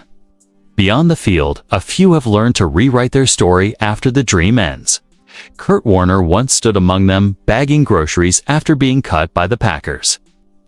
His redemption is legend, but it began in that same abyss. Brennan Marion, once a star receiver whose career ended before it began, turned his pain into purpose. He became a respected college coach, mentoring others on how to survive the aftermath. Your dream isn't over, he tells players. It just changed shape. Others turned to new battles. AJ Francis, cut multiple times, reinvented himself as a professional wrestler in WWE. Pat Tillman, though not forgotten, represents a different form of sacrifice, leaving the league to serve his country, only to die in war. His story reminds us that identity, once forged in football, never fades, even when the lights do. But most remain anonymous. You'll find them in local gyms, running youth camps, or driving delivery trucks with knees that ache in the rain. They were there, almost. They touched the dream, even if the dream didn't touch back. The beauty in the break, for all its cruelty, football also births resilience. Those who never got the call often become the game's quiet disciples. They teach it, love it, and live it long after their eligibility expires. Their legacy isn't written in stats or contracts. It's S in the generations they inspire. In high school weight rooms across America, they're the ones telling the next kid, don't quit. They may not wear Super Bowl rings, but they know something deeper. What it means to fight for an idea that may never love you back. Because being forgotten doesn't mean being defeated. It means you were there long enough to believe. And in the brutal arithmetic of the NFL, belief itself is a victory few ever reach. Before they ever stepped onto the sideline, before they wore the team-issued polos or stood under the blinding lights of a Sunday afternoon broadcast, they were told, no. No, this isn't your game. No, women don't belong in a huddle. No, the locker room isn't built for you. And yet, they came anyway. In the long, bruised history of American football, where toughness has always been measured in blood and silence, a quieter revolution has unfolded. One lead not by shoulder pads or cleats, but by perseverance and defiance. These are the forgotten women of football. Pioneers who stepped into a world designed to exclude them, and changed it forever. The weight of no for most of its history. The NFL was not just male-dominated, it was male-protected. The myth ran deep, that football was a test of masculinity, a brotherhood forged in sweat, violence, and tribal loyalty. Women were the mothers, wives, and fans, never the coaches, the strategists, or the leaders on the headset. But barriers don't fall overnight. They erode, slowly, under the pressure of those who refuse to leave quietly. When Dr. Jen Welter took the field in 2015 as an assistant linebackers coach for the Arizona Cardinals, she made history. The first woman to ever coach in the NFL.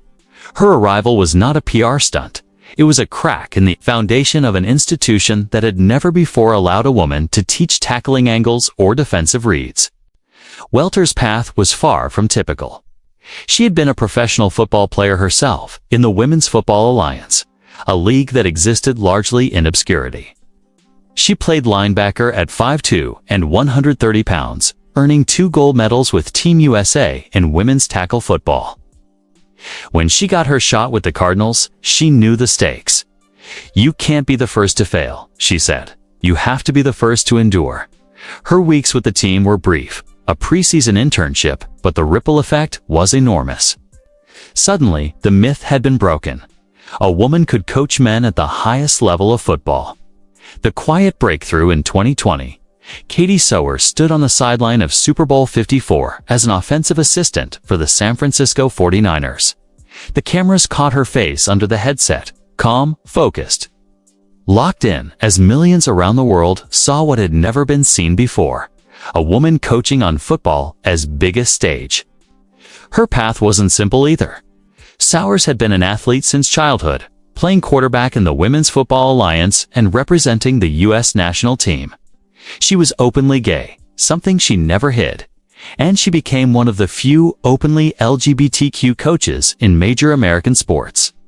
"Football is for everyone," she said in a pre-Super Bowl interview. "If you love the game, you deserve a place in it." That statement may sound simple, but in a culture where locker rooms were historically guarded spaces, where even female reporters were once banned, it was revolutionary. Sewers' tenure with the 49ers marked a symbolic turning point. It wasn't about gender anymore. It was about merit. She was there because she earned it. Because she could break down film, read defenses, and coach wide receivers as well as any man on the staff. Her presence did something no rulebook could. It redefined what football mind means. The architects of change. If Welter opened the door and Sewers walked through it, then Jennifer King built the foundation. A former college basketball player turned football coach, King's rise through the ranks of coaching was nothing short of extraordinary. She started as an intern under Ron Rivera, working in Carolina, then followed him to Washington. In 2021, she made history as the NFL's first black female position coach, taking the role of assistant running backs coach for the Washington Commanders. Her approach to the game was technical, sharp, and deeply human. Players respected her because she understood the grind. She'd worked in small leagues, unpaid, studying film for hours, long before she had a title or paycheck. King's success wasn't just symbolic, it was systemic. She became a mentor for a new generation of women who wanted to work in football, not just as coaches, but as scouts, analysts, and executives. She proved that understanding the game was not tied to gender, but to obsession, that same obsessive love of football that drives every successful coach. In a 2022 interview, King said, "You don't break into football by demanding acceptance. You earn it by never needing permission." Beyond the sidelines, the movement wasn't confined to coaching. Women have been infiltrating football's invisible architecture, the front offices, the analytics departments, the training rooms. Sarah Thomas, hired in 2015, became the first full-time female referee in the NFL. She went on to officiate a Super Bowl. Her path was relentless, more than 15 years of officiating high school and college games before the league even took notice. Every call she made on the field carried extra scrutiny, every mistake amplified by the weight of gender expectations. But Thomas never flinched. Her stoicism became her armor. Then there's Amy Trask, who in the 1990s shattered front office glass ceilings as the CEO of the Oakland Raiders under Al Davis. Decades before diversity hiring became an institutional goal, Trask was already making personnel and business decisions at the highest level. In a league where boardrooms were still cigar-smoked and mile-only. She was known as the Princess of Darkness, a nickname she wore with pride. "I didn't need to act like one of the guys," she later said. "I just needed to be better." Invisible legacy, visible impact. For every woman whose name appears on a press release, there are dozens who go unnoticed: the athletic trainers, video analysts, operations coordinators, and scouts who make the league run. Their work is often behind the scenes, their contributions buried under game day storylines. But they are rewriting football's DNA. The NFL's Women's Careers in Football Forum, launched in 2017, has already connected hundreds of female candidates with professional teams. Many of them now occupy vital roles in scouting departments, player personnel, and analytics. Change is slow. There are still entire position rooms without a single female voice. There are still players who struggle to adjust to a woman in authority. There are still fans who dismiss the progress as tokenism. But it's happening. The women who came before Welter, Sewers, King didn't just open doors. They normalized the idea that football is not a male identity. It's a shared passion. The human cost of pioneering. For all their triumphs, these women also carry invisible scars. The constant skepticism, the microaggressions, the exhaustion of having to be flawless just to be accepted. Katie Sowers once said, "Every mistake I make will be seen as proof that women can't do this." Imagine living with that weight every day, knowing that your success isn't just your own, but symbolic for millions. Dr. Jen Welter spoke of loneliness, of being in rooms where no one looked like her, and knowing she couldn't falter. "You're always representing something bigger than yourself," she said. "You don't get to just be human." They endure because the alternative silence is worse. The future they built today, young girls grow up watching women on NFL sidelines and don't question it. They see coaches, refs, and executives who look like them, and that changes everything. It's no longer about breaking barriers. It's about building structures that make inclusion sustainable. The real victory will come when being a female coach or executive isn't historic, it's normal. That's the quiet revolution happening beneath the noise of touchdowns and headlines. Football, at its core, is a mirror of America, flawed, evolving, and constantly fighting to reconcile its traditions with its future. The forgotten women of football didn't just earn their place in the game. They expanded its very definition. When Jennifer King walks onto a field, when Sarah Thomas throws a flag, when Katie Sowers adjusts her headset, they're not asking for permission anymore. They're just doing their jobs. And that, after a century of no, might be the most radical act of all. There's a sound football fans never forget. Not the roar after a touchdown. Not the whistle that ends a half, but the silence that follows a decision no one expected. A star in his prime, walking away. A legend turning his back on immortality. In that silence lives the story of loyalty, not the loyalty of the crowd to its team, or the franchise to its heroes, but of the player to himself. In a game that glorifies sacrifice, where pain is called passion and endurance is mistaken for purpose, loyalty becomes a complicated thing. To walk away can look like betrayal. To stay can look like devotion. But in truth, both come at a price. Barry Sanders, The Quiet Goodbye. It was July 27, 1999. A fax machine in Allen Park, Michigan hummed to life with a single stunning message. Barry Sanders was retiring. No press conference. No farewell tour. Just a letter, short and final. The greatest running back of his generation was done 10 seasons, 10,000 broken ankles, and 10 years of brilliance that ended mid-stride. The league couldn't understand it. Detroit couldn't accept it. Why now? Fans asked.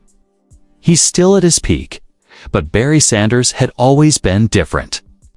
In an era of end-zone dances and camera poses, he was pure silence.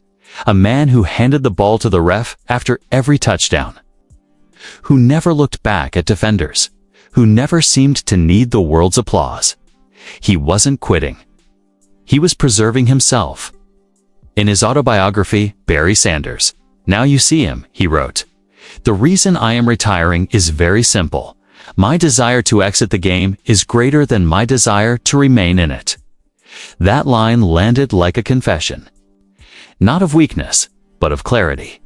He had carried Detroit through years of mediocrity, running behind subpar offensive lines, facing stacked defenses that knew exactly what was coming. He ran for over 15,000 yards, third all-time, and he did it while the franchise won a single playoff game. But what broke him wasn't just losing. It was the realization that his loyalty to a broken system was costing him the joy that once defined him. "It wasn't fun anymore," he said later. "I loved the game, but I hated the politics. To stay would have been a lie. To leave meant freedom." Barry Sanders didn't fade because his body gave up. He faded because his spirit did. And in that quiet exit, he revealed something haunting. Sometimes the bravest act in football, isn't fighting through it. Knowing when to stop. Andrew Luck, the modern martyr 2 decades later, another silence fell. This time, under the hot lights of Lucas Oil Stadium. August 24, 2019. The Indianapolis Colts were playing a preseason game when ESPN broke the news. Andrew Luck was retiring. At 29, within minutes, the crowd began to boo. Their quarterback, their golden boy, was walking away from the game just weeks before the season. He stood on the sideline, emotionless, as the jeers rolled in. But beneath that, stoicism was exhaustion, physical, emotional, existential. For years, Luck had been the franchise's savior. The perfect successor to Peyton Manning. The Stanford Scholar Warrior, who threw touchdowns with the precision of an engineer and the heart of a poet. But behind the stat sheets was a medical file that read like a horror novel. Torn cartilage in his ribs, a lacerated kidney, a torn labrum, multiple concussions, and a mysterious calf injury that wouldn't heal. Each comeback demanded a little more of him. Each surgery stole another piece of joy. "I've been stuck in this process," Luck said in his retirement press conference. "I haven't been able to live the life I want to live. It's taken the joy out of the game." That word again, joy, like Sanders before him. Luck wasn't walking away from football. He was walking toward himself, toward health, toward family, toward mornings without pain. To the fans, it felt like betrayal. To those who understood, it was self-preservation disguised as surrender. He didn't owe the game his body. He had already given it his soul. The myth of endless sacrifice. The NFL markets loyalty like its currency. For the team, for the city, for the shield. But behind the slogans, the truth is colder. Teams trade players, owners replace legends, and the machine keeps turning. Loyalty is celebrated until it is inconvenient. Think of Calvin Johnson, another Detroit Lion who walked away too soon. At 30 years old, still in his prime, he retired after 9 punishing seasons. His body was battered. His spirit was fading. And when he asked the franchise to let him keep part of his signing bonus money he had earned, they demanded repayment. That's the cruel paradox of football loyalty. The same organizations that glorify commitment often discard those who live by it. The cost of staying too long. For every Barry Sanders who left with dignity, there's a legend who stayed until the game broke him. Earl Campbell, the great Houston Oiler, ran through defenders like a freight train. But every collision took something from him. By his 40s, he needed a wheelchair. He later said, "If I could go back, I'd run out of bounds a few times." Junior Seau, the heartbeat of the Chargers defense, played for 20 seasons. He gave everything, the hits, the leadership, the loyalty. In 2012, he took his own life. Doctors found chronic traumatic encephalopathy, CTE, in his brain. He had given the game everything, and it had taken everything back. There's a kind of unspoken rule in football. Play through pain, don't question loyalty, and never quit. But as the decades have unfolded, more players have begun to ask, at what cost? Loyalty. Redefined. Barry Sanders once said he didn't think of his retirement as quitting. He thought of it as choosing peace. Andrew Luck said it differently. "It's the hardest decision of my life, but it's the right one for me." Both men loved football. Both devoted their youth, their bodies, their minds to it. But both understood that loyalty to the game meant nothing if it required disloyalty to the self. The courage to walk away doesn't fit neatly into highlight reels or Hall of Fame speeches. It doesn't sell jerseys or fill stadiums. But it's just as real as any Super Bowl ring. Loyalty, in its truest form, isn't blind obedience, it's clarity.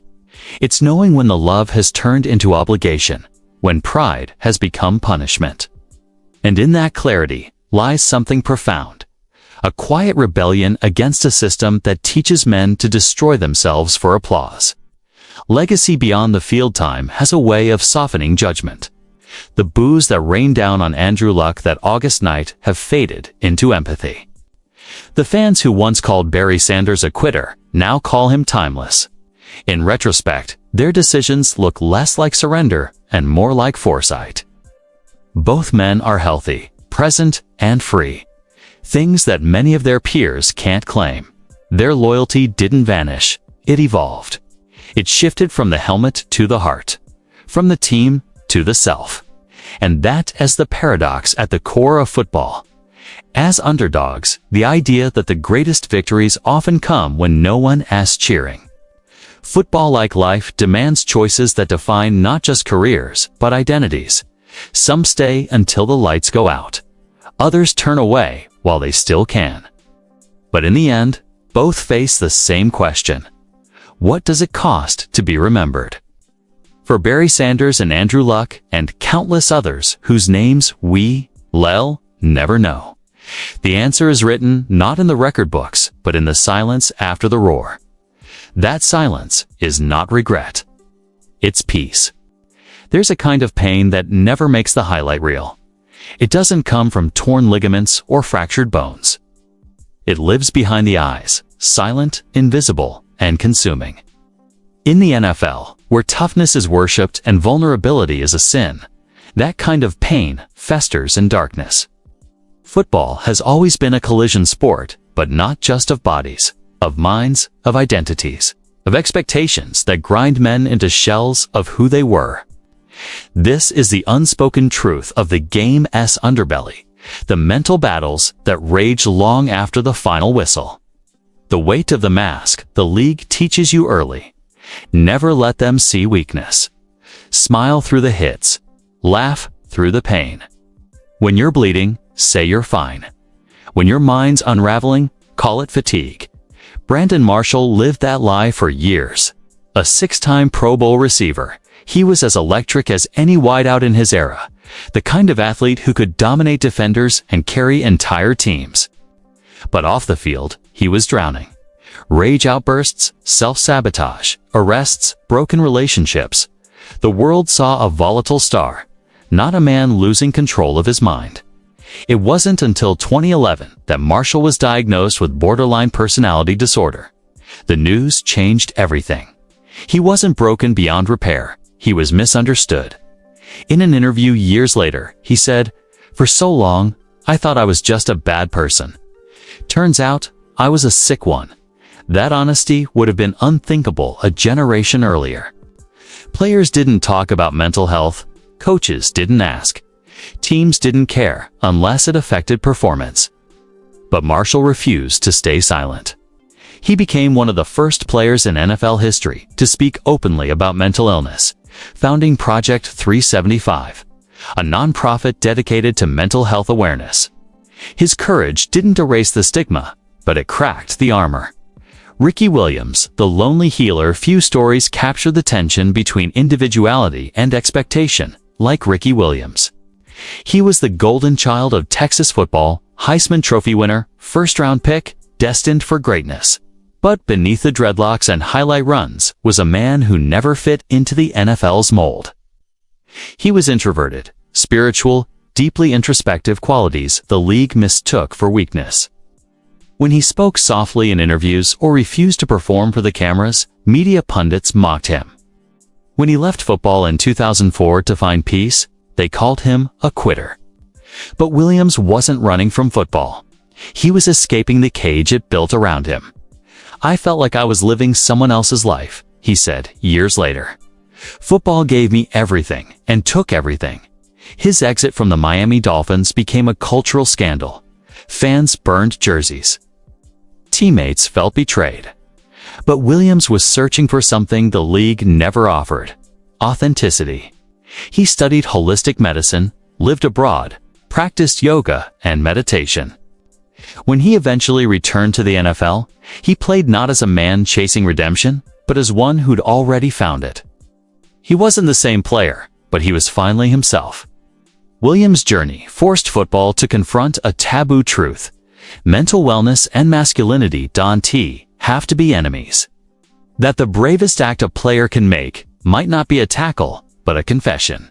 The silence of the mind. In 2017, the family of Aaron Hernandez donated his brain to researchers after his death. The findings were shocking but not surprising. Stage 3 CTE, one of the most severe cases ever recorded in someone his age. He was only 27. Hernandez's story is tragic and complicated, but what it exposed was chilling. Beneath the glamour of NFL Sundays, thousands of players were living with neurological injuries that altered their behavior, mood, and personality. Heat doesn't announce itself. It creeps in quietly through irritability, depression, memory loss, paranoia. Many players don't even realize they're changing until it's too late. The list of men lost to this unseen disease is long and heartbreaking. Junior Seau, Dave Durson, Demaryius Thomas, Vincent Jackson. Each one carried the same pattern: brilliance, pain, confusion, decline, and silence. Doctors now know that repetitive head trauma, even without diagnosed concussions, can reshape the brain's chemistry. The parts responsible for emotional control, impulse, and memory begin to decay. The very toughness that made players heroes becomes the weapon that destroys them.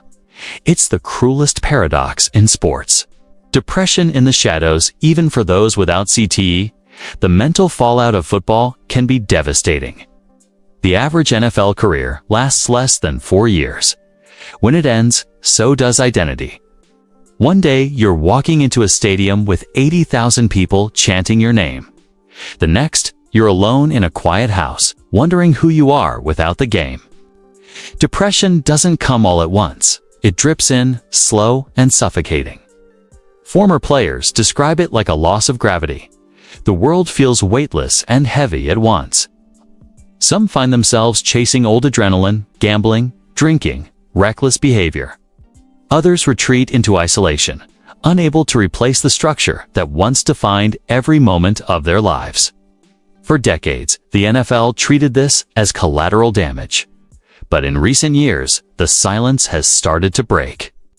Brandon Marshall, Ricky Williams, and others began speaking out. So did Dak Prescott after losing his brother to suicide. "We're human too," he said. "We have to stop pretending we're invincible."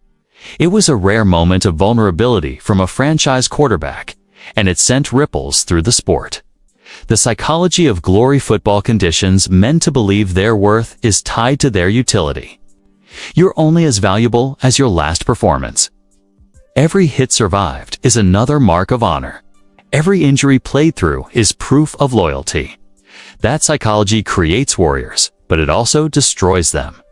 Dr. John Sullivan, a sports psychologist who's worked with NFL teams, once said, "We've trained players to suppress emotions as if it were strength." But suppression is the first step toward self-destruction. For decades, the NFL measured success in rings, not well-being. It glorified the player who taped his broken ribs, not the one who admitted he was broken inside. But the tide is turning. Slowly, teams are hiring mental health professionals. The NFLPA has launched programs to support retired players. And conversations that once happened in whispers now happen in team meetings. Progress doesn't erase the pain of the past, but it gives it purpose. The man in the mirror. Brandon Marshall said the hardest moment of his life was in standing in a packed stadium. It was sitting alone in a therapy chair for the first time. "I had to face myself," he said. "And that's scarier than any hit I ever took." That's what mental battles come down to, the confrontation between who you were and who you've become. Between the invincible athlete and the fragile human beneath. Football teaches players how to fight everyone else. It never teaches them how to fight themselves.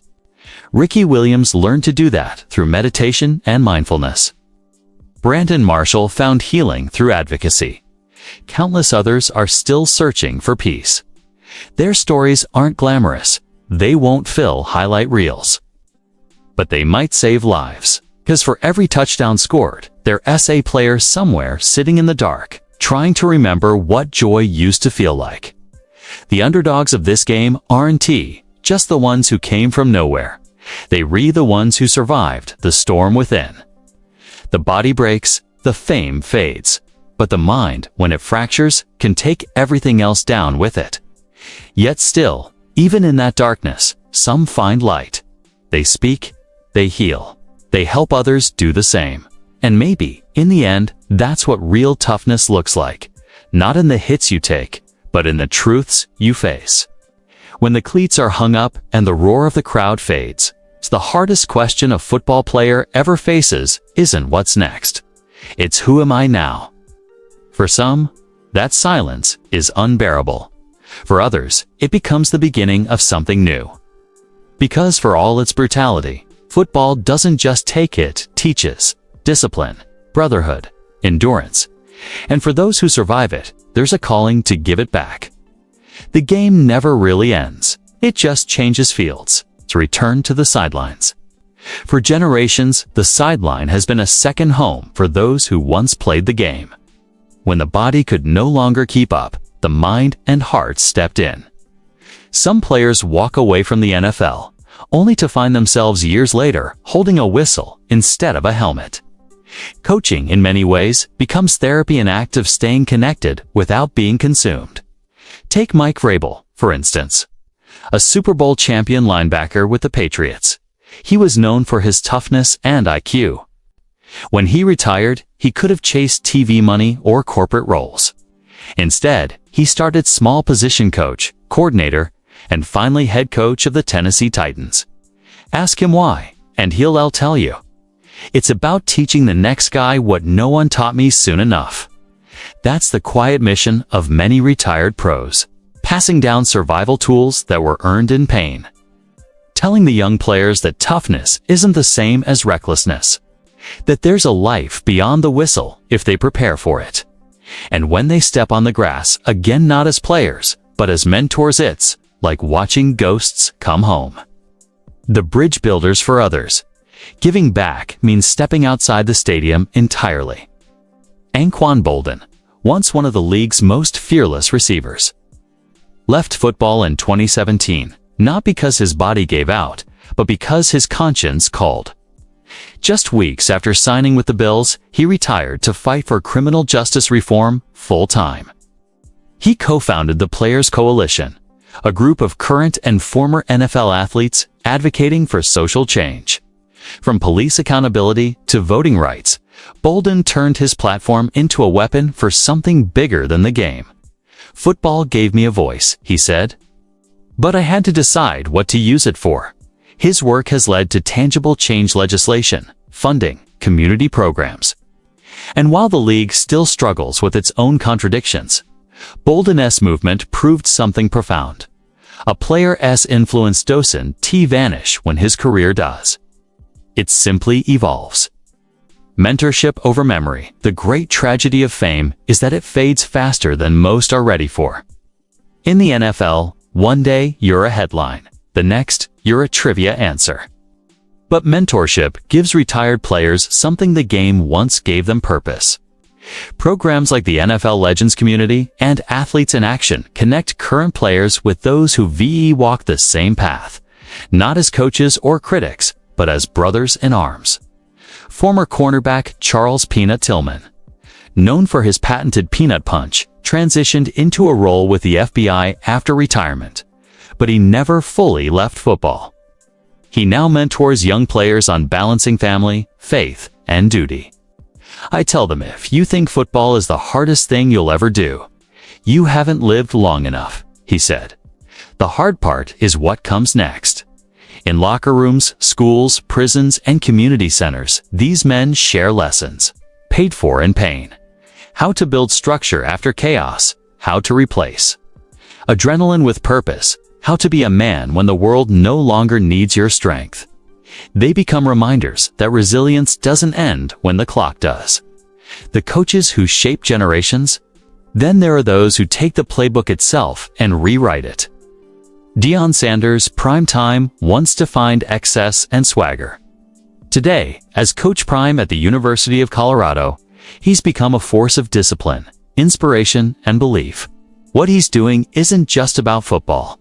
It's about legacy, about showing young black athletes that success doesn't end with personal glory, it multiplies when shared. You can't coach heart, Sanders says, but you can show them yours. He's not alone. Former players like Eddie George, Tennessee State, and Jeff Saturday, interim coach of the Colts, have followed similar paths, redefining what it means to transition. They're living proof that leadership doesn't retire, just adapts. To the players they guide, they're not just coaches. They're living testaments that the game can build something lasting. Something beyond the field. Giving back off the field for many, the truest form of giving back happens far from the cameras. Warwick Dunn might be one of the most remarkable examples. A former Pro Bowl running back for the Buccaneers and Falcons, Dunn lost his mother, a police officer, when he was a teenager. Her dream had always been to own a home. Years later, Dunn turned that tragedy into purpose. Through his charity, Homes for the Holidays, he's helped provide over 200 single mothers with fully furnished homes. Quietly, without spectacle, he became a builder of futures. Each time a mother walks into her new house, Dunn says he sees his own mom's dream fulfilled again. That's the kind of story you never see on ESPN's highlight reels. But maybe it asks the most important one of all. Because for players like Dunn, giving back isn't about image. It's about transformation.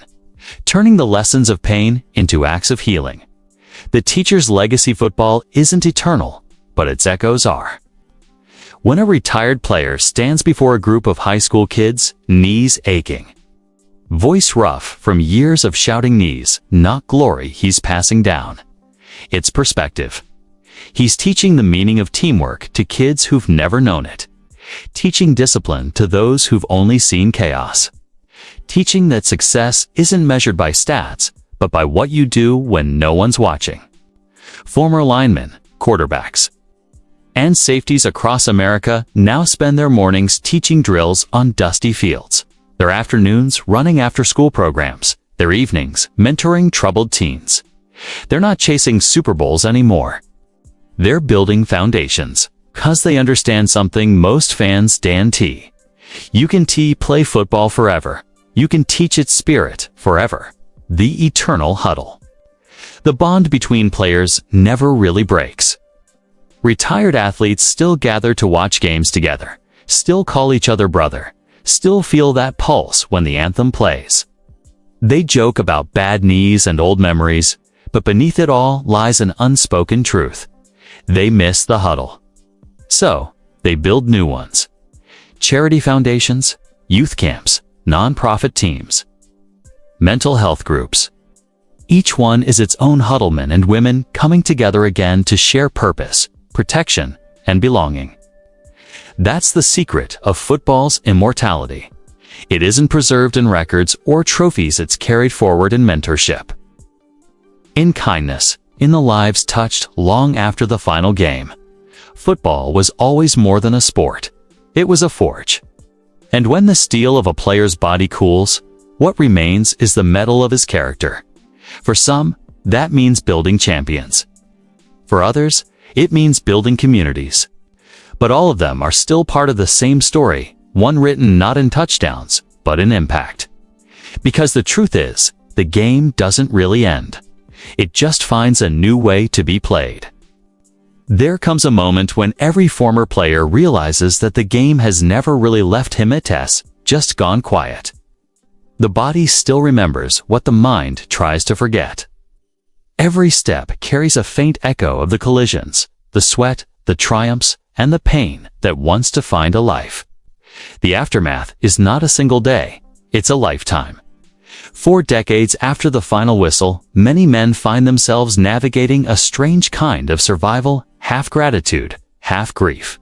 Gratitude for having lived their dream. Grief for what it cost them to do it. The body keeps the score. Walk into any reunion of former NFL players, and you'll see it. The limp, the stiffness, the shoulder that won't quite lift anymore. The conversation always starts the same old teammates catching up, trading jokes about their glory days. But before long, it turns to surgeries, medications, and memory lapses. The truth is, football ages its players twice as fast. By 50, many walk like they're 70. Some can't sleep without painkillers. Others can't remember the name of the man they used to line up beside. Rocky Bleier, the Steelers legend who came back from war and injury, once said, "You give a piece of yourself to every play. Eventually, there's not much left to give." That As the quiet cost of the game and erosion of the body so gradual, it feels almost natural. Until one morning, you reach for your coffee and the hand trembles. Until you realize you've forgotten your child's birthday. And still, most of them would do it all again, 'cause football gave them something nothing else could. A reason to endure. The mind's invisible wounds for many. The body's pain is only half the story. Long after the cheers have faded, a darker battle begins, the one inside the mind. Chronic traumatic encephalopathy, better known as CTE, has become a specter haunting the sport. Once dismissed as paranoia, it is now an undeniable part of football's legacy. Players like Mike Webster, the Hall of Fame center for the Steelers, became symbols of this unspoken suffering. By the time he died, Webster was living out of his truck, plagued by confusion, depression, and paranoia. His death forced the league and the world to face what had been ignored for too long: that the brain, unlike a broken bone, doesn't heal the same way. "Football was my love," Webster once wrote, "but it was also my undoing." In the years since, thousands of former players have joined lawsuits, donated their brains to science, or spoken publicly about the toll. They are the new pioneers, not of athleticism, but of awareness. Their honesty has changed the game forever. Yet even now, many live quietly with the symptoms, hiding behind pride, afraid to admit the game they loved might have betrayed them. Searching for peace. But not all aftermath is tragedy. For some, there is peace hard-won, but real. Former linebacker Chris Borland shocked the league when he retired at just 24, citing fear of brain injury. Critics called him soft, but years later, his decision feels prophetic. Borland found a new purpose in mindfulness work, helping other athletes process identity loss and trauma. "It wasn't quitting," he said, "it was choosing a different kind of fight." Then there's Andrew Luck, whose body broke down before his spirit did. When he retired, the world mocked his timing. But time has vindicated him. Luck now lives quietly, mentoring young quarterbacks, studying history, and being a father. In interviews, he sounds content, something few ex-players can say. That's the paradox of football's aftermath.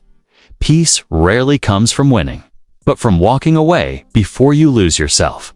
Brotherhood beyond the game, even in retirement, the locker room never truly dissolves. It just moves elsewhere, to charity events, golf outings, text threads that light up every Sunday. They still check on each other. Those men who once went to war together. They call to ask about surgeries, to share stories about their kids, to laugh about how slow they've all become. There's a special kind of love that only comes from shared violence. It's the love of men who've hit and been hit, who've bled and triumphed together. And when one of them struggles, the others rally. That's what happened when Steve Gleason, the Saints' special teams hero, was diagnosed with ALS. Teammates, coaches, and even rivals united to support him. His foundation, Team Gleason, has since raised millions for ALS research, providing equipment and care to countless others. Until there's a cure, Gleason wrote, there will be a team. That's the true essence of the aftermath, not loneliness, but unity through pain. The brotherhood continues, even as the bodies fail. Remembering the forgotten, there are countless men whose names will never appear in highlight reels. They played for a few seasons, maybe only a few games. Then they disappeared into normal life, construction jobs, car dealerships, coaching high school ball. For them, the aftermath isn't about fame or legacy. It's about reconciliation, making peace with the fact that their dream ended early, but that it was real while it lasted. A former practice squad player once said, "I never made a roster, but I made the huddle." That's enough. That humility defines the backbone of the sport. The 90% who never saw a Super Bowl ring, never made $1 million, but still gave everything they had for a shot at immortality. They're the ones who carry the spirit of football quietly, in scars and stories. The price of glory every era leaves behind its relics, helmets, rings, trophies, and names etched in bronze. But the real legacy of the NFL lives in the memories of those who survived it. Some can't watch the game anymore, hurts too much. Others watch every Sunday, still feeling every snap as if they were out there. They are proud, conflicted, loyal to a game that both made and unmade them. One retired lineman once told Sports Illustrated, "We were the Gladiators. People cheered as long as we were standing. But when we fell, the crowd moved on." That's the haunting truth of football's aftermath. Applause is temporary, but the damage is permanent. Yet, ask them if they regret it, and most will smile. Because regret isn't part of the playbook. Acceptance is. The quiet redemption.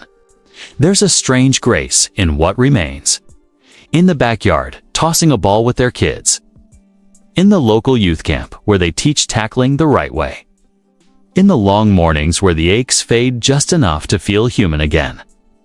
It's in the silence, the kind that used to scare them, that they finally find something deeper than victory. Perspective. The game taught them pain, but it also taught them perseverance. And in the end, that's what saves them. Football doesn't end when the stadium empties. It lives in the way they move through the world. The way they fight for meaning after the fame. The way they protect others from making the same mistakes. For all the losses and all the pain, there's still pride. Pride that they played the hardest game in the world and lived to tell about it. Because in football, survival itself is victory. They say the roar of the crowd fades, but the silence that follows can be just as powerful. It's where the truth lives, the truth about sacrifice, resilience, and the fragile humanity behind the helmets. And when the last play has been run, when the lights finally dim, what remains isn't the scoreboard. It's the memory of the fight. The brotherhood that endures. The peace that comes at last, when the game finally lets go. When the final whistle blows and the stadium falls silent, all that's left is memory. The noise that once defined these men, the cheers, the anthems. The crashing of helmets gives way to something quieter. Reflection. Across this journey, we've walked through decades of triumph and despair. Across eras that glorified toughness and overlooked suffering, through the lives of men and women who gave everything to a game that often forgot their names. We've seen how football both crowns heroes and consumes them, how it builds legends out of ordinary people and then buries those same legends beneath the weight of its myth. This is the dark and beautiful paradox of the NFL's forgotten underdogs. That greatness often hides in plain sight. The hidden currency of glory, fame in football has always been the currency everyone chases but few ever earn. For every Brady or Rice, there are thousands who never made the front page. Yet when you look closely beyond the billboards and broadcast lights, you find a deeper kind of greatness. The kind measured not in rings or records, but in endurance. There's a quiet nobility in the man who shows up to practice every day, knowing he might never play a snap on Sunday. In the lineman who blocks through pain so the quarterback can shine. In the backup who studies film for hours just in case his moment comes. These are the game's true architects, the ones who make the spectacle possible but are never seen. They are the forgotten gears in a vast machine that celebrates the few and sacrifices the many. Yet without them, there is no league, no show, no story. That's the cruel truth of professional football. It asks for everything and promises nothing. And somehow, these men and women give everything anyway. Redefining greatness when the cameras fade, when contracts expire. What remains of a player's legacy? If we define greatness only by championships, we reduce the game to numbers and highlight reels. But real greatness, the kind that endures, isn't found in victory alone. It's found in perseverance, in compassion, in the ability to keep getting up when the world stops watching. Kurt Warner bagging groceries before becoming a Super Bowl MVP. Marion Motley breaking racial barriers so others could follow. Steve Gleason turning tragedy into advocacy. These are the stories that define football's truest heart. Greatness, in the end, is the courage to keep moving forward when no one's cheering. That's what every underdog teaches us. The players who were too small, too slow, too unknown, they became symbols of endurance because they refused to accept the roles the world gave them. And that is what the NFL's forgotten legacy truly is. Not just a record of games won or lost, but a human story about resilience in the face of indifference. The echo after the game when players retire, they talk about the noise. The sound of the crowd becomes an addiction, the heartbeat of their identity. But eventually, it stops. In that silence, many find themselves asking, "Who am I now?" For some, the answer is found in the community they build after the game. In coaching, teaching, mentoring, or activism. They pass on the lessons the field carved into them: teamwork, sacrifice, endurance. For others, the silence becomes unbearable. Without the structure, the adrenaline, or the brotherhood, the world outside feels foreign, slower, lonelier, indifferent. That is the unspoken second career every athlete faces, learning to live as someone other than who they were. And yet, within that challenge lies the beauty of the aftermath. It forces a kind of rebirth, a second chance at life without the armor. It's here, in the stillness, that players rediscover who they are beyond the game. Fathers, husbands, mentors, survivors. The system and the sacrifice, the NFL, as powerful as it is, remains built on imbalance. For every millionaire superstar, there are dozens scraping by, chasing contracts that vanish in a heartbeat. The league thrives on replacement. It's a system that rewards endurance but rarely nurtures it. The average career lasts barely 3 years. The average post-career lifespan is often cut short by pain, addiction, or mental health struggles. And yet, the players return year after year, generation after generation. Because football is not just a sport, it's a calling. It speaks to something primal in the American spirit. The belief that pain can lead to purpose, that the impossible can be conquered if you're willing to bleed for it. That belief has built dynasties and destroyed lives. It's what makes football both magnificent and merciless. To truly honor the underdogs, we have to see both sides of that truth. The stories we choose to remember. History has always favored the victors. But this story, the story of the forgotten, is a rebellion against that idea. It's a reminder that memory doesn't belong only to the famous. It belongs to anyone who dared to try. The replacement players of 1987, who risked ridicule for their shot at a dream.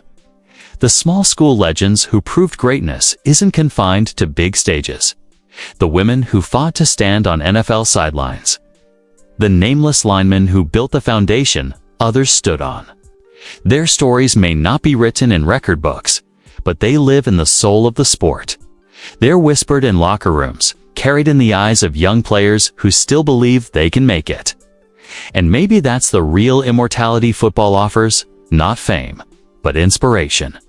Because when a young kid sees a man who came from nothing make it to the field, even for a moment, it tells him something no statistic ever could.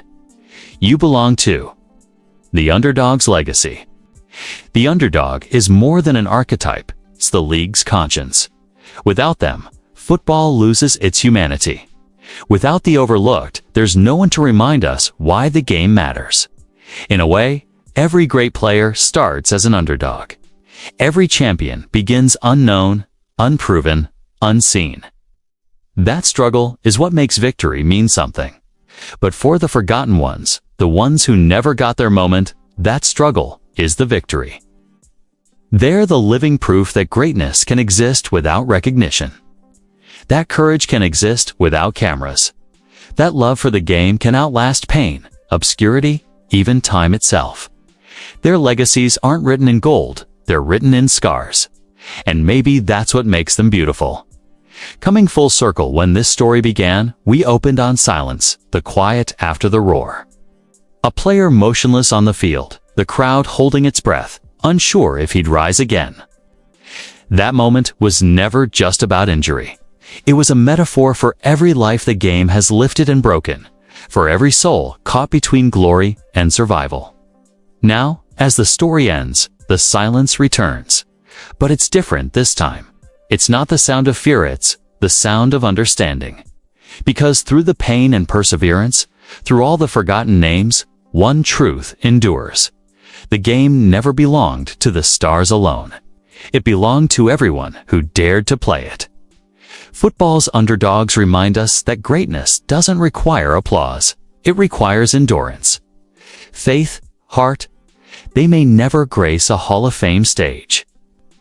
But they've built something far greater, unspoken legacy that stretches across generations.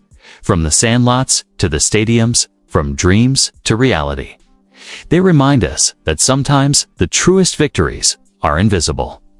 That to give everything for a fleeting dream is not foolish, it's profoundly human. So when the lights go out, when the cheers fade and the season ends, their story remains set not in numbers, but in spirit. Because the underdogs are not forgotten. They are football's beating heart. The lights go out, the cheers fade, but the story remains.